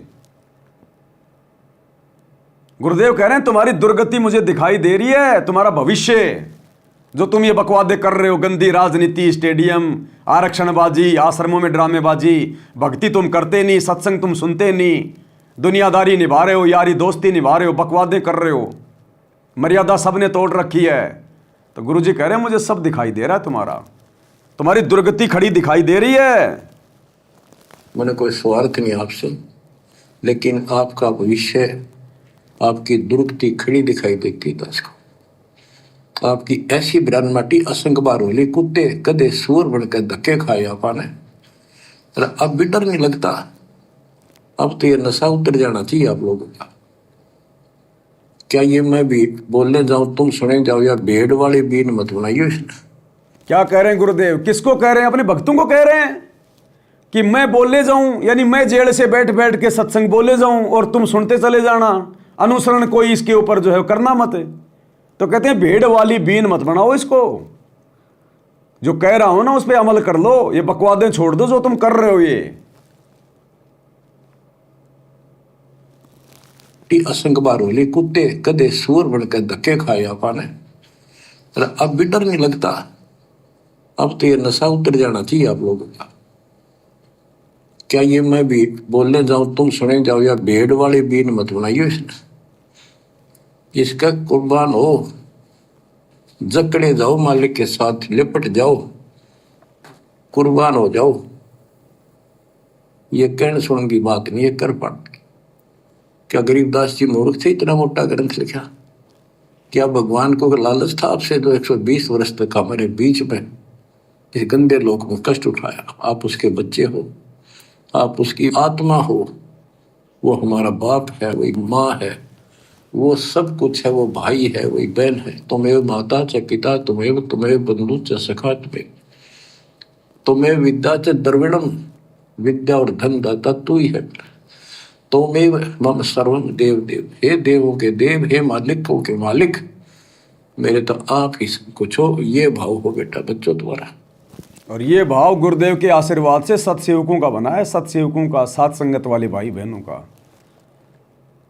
हमारा भाई भी गुरु, हमारा बाप भी गुरु, और आश्रम वालों का तो बाप भी जाट समाज, उनके भाई भी जाट समाज। तभी तो उनकी धर्मशाला बनवा रहे हैं, तभी तो उनके आरक्षण में जाके बैठ रहे हैं, तभी तो गुंडों की सीबीआई जांच का समर्थन कर रहे हैं, तभी तो भक्तों का खून पसीने का पैसा, ज्योति पाठ का पैसा, करोड़ों रुपया उनको चंदे के रूप में दे रहे हैं, करोड़ों में उनकी धर्मशाला बनवा रहे हैं। क्योंकि इनका तो बाप भी जाट समाज हरियाणा का, और इनके तो भाई भी जाट समाज वाले। भगत तो केवल पैसे कमाने की मशीन है कि भगत समाज तो भेड़ बकरियां हैं, गुरु जी के आड़ में पैसे कमा लो बस ज्योति पाठ के, और लुटाओ अपने समाज के ऊपर। ये वो पिता है, ये बाप भी यही है, माँ भी हमारा यही है, ये हमारा भाई भी यही है, सच्चा साथी, सखा, फ्रेंड भी यही है। अगर विचार करोगे तो जिनके ऊपर मुंह धोए बैठे हो, जिनके ऊपर तुम सारा मान रहे हो, चाहे आपका प्रधानमंत्री मित्र है, प्रधानमंत्री मर जाता है, कि सारा था उसका। अब बताओ, गुरुजी कह रहे हैं जिसके ऊपर तुम मुंह धो के बैठे हो, अपना सहारा मान रहे हो, प्रधानमंत्री, कल को तेरी मृत्यु हो गई, वो क्या सहारा देगा तेरे को प्रधानमंत्री? तो ये बात कहने वाला गुरु क्या नरेंद्र मोदी की रैली में अपने भक्तों को धक्के खाने के लिए भेजेगा क्या? आदेश देगा क्या गंदी राजनीति का? तो किसने आदेश दिया? ये गुरु के परिवार ने, काल के एजेंटों ने, भक्तों की मर्यादा तोड़वाने के लिए, उनके कर्म फुड़वाने के लिए। ये गुरु तो साफ कह रहा है कि प्रधानमंत्री भले तेरा मित्र है, वो भी तेरे कोई काम नहीं आएगा अगर तू मर्यादा तोड़ के भक्ति करेगा या भक्ति नहीं करेगा। तो बताओ, ये गुरु क्या नरेंद्र मोदी की गोहाना सोनीपत की रैली में भक्तों को बसों में बैठकर जाने के आदेश देगा क्या? मध्य प्रदेश की भोपाल की नरेंद्र मोदी की रैली में जाने के आदेश देगा क्या? बात बात पे राजनीतिक पार्टियों को वोट डालने का आदेश देगा क्या? जो प्रधानमंत्री को भी रिजेक्ट कर रहा है कि वो भी तेरे कुछ काम नहीं आएगा, तो उनके पीछे दौड़ाएगा अपने भक्तों को? तो कौन दौड़ा रहा है? काल। किसके माध्यम से? गुरु के परिवार के माध्यम से, कोऑर्डिनेटरों के माध्यम से। जिनके ऊपर मुंह धोए बैठे हो, जिनके ऊपर तुम सारा मान रहे हो, चाहे आपका प्रधानमंत्री मित्र है, प्रधानमंत्री मर जाता है, कि सारा था उसका, खुद मौत होगी कि रक्षा करी प्रधानमंत्री ने। और ये परमात्मा या भी साथी, संसार छोड़ के जाओगे बच्चों तो भी साथी। गुरु रामपाल मेरा हरदम साथी, रहे शब्द रूप में साथ, चरण में रखना जी, भोग लगाऊं महिमा गाऊं। साथ संगति से जुड़ो तब पता चलेगा। ये सारे शब्द बने हुए हैं गुरु की महिमा के, कि गुरु रामपाल मेरा हरदम साथी, रहे शब्द रूप में साथ। तो गुरु जी क्या कह रहे हैं, गुरु यहां भी साथी और गुरु आगे भी साथी। रक्षा करी प्रधानमंत्री ने। और ये परमात्मा या भी साथी, संसार छोड़ के जाओगे बच्चों तो भी साथी। ऐसे साथी को बोल के आंख बंद करके बैठे हो, खोल लो नाक में, खोल लो बच्चों, मर बैठो इस मालिक को पाने के लिए। अर्थात अभी भक्तों की आंखें खुली नहीं है, अभी भक्तों ने अपने गुरु को पहचाना नहीं है, तभी तो कह रहे हैं कि बच्चे आंखें खोलो। कब तक तुम कुतिया के बच्चों की तरह आंखें बंद करके लेटे रहोगे। कुतिया के बच्चे 8-10 दिन बाद जाके आंखें खोलते हैं, और जब तक उनकी आंखें बंद हैं, चाहे सूरी का दूध पिलाओ चाहे कुतिया का दूध पिलाओ, उन्हें पता ही नहीं। तो भक्तों की तो आंखें बंद हैं, चाहे राजनीति कराओ, चाहे जाटों की धर्मशाला बनाओ, चाहे गुंडों की सीबीआई जांच कराओ, चाहे स्टेडियम बनाओ, चाहे रंगोली बनाओ, चाहे आश्रमों में पाखंड करो, कुछ पता नहीं है इन्हें। अभी तो कुतिया के बच्चों की तरह आंखें बंद है संगत की। तो गुरु जी कह रहे आंखें खोलो, कब खोलोगे फिर? तुम्हारे गुरु का तो वापस सतलुज जाने का टाइम हो गया, तुम आंखें बंद करके पड़े हो। थोड़ा बहुत अपनी माँ का भी दूध पी लो, या फिर कुतिया का दूध पीते रहोगे, राजनेताओं की रैलियों में धक्के खाते रहोगे। खोल लो नाक में, खोल लो बच्चों, मर बैठो इस मालिक को पाने के लिए। परमात्मा आपको सद्बुद्धि दे, आपके गंदे लोक की याद सदा बनी रहे, आपका भविष्य नरक बढ़ने से बचे, आपको मोक्ष दे दाता सत साहिब।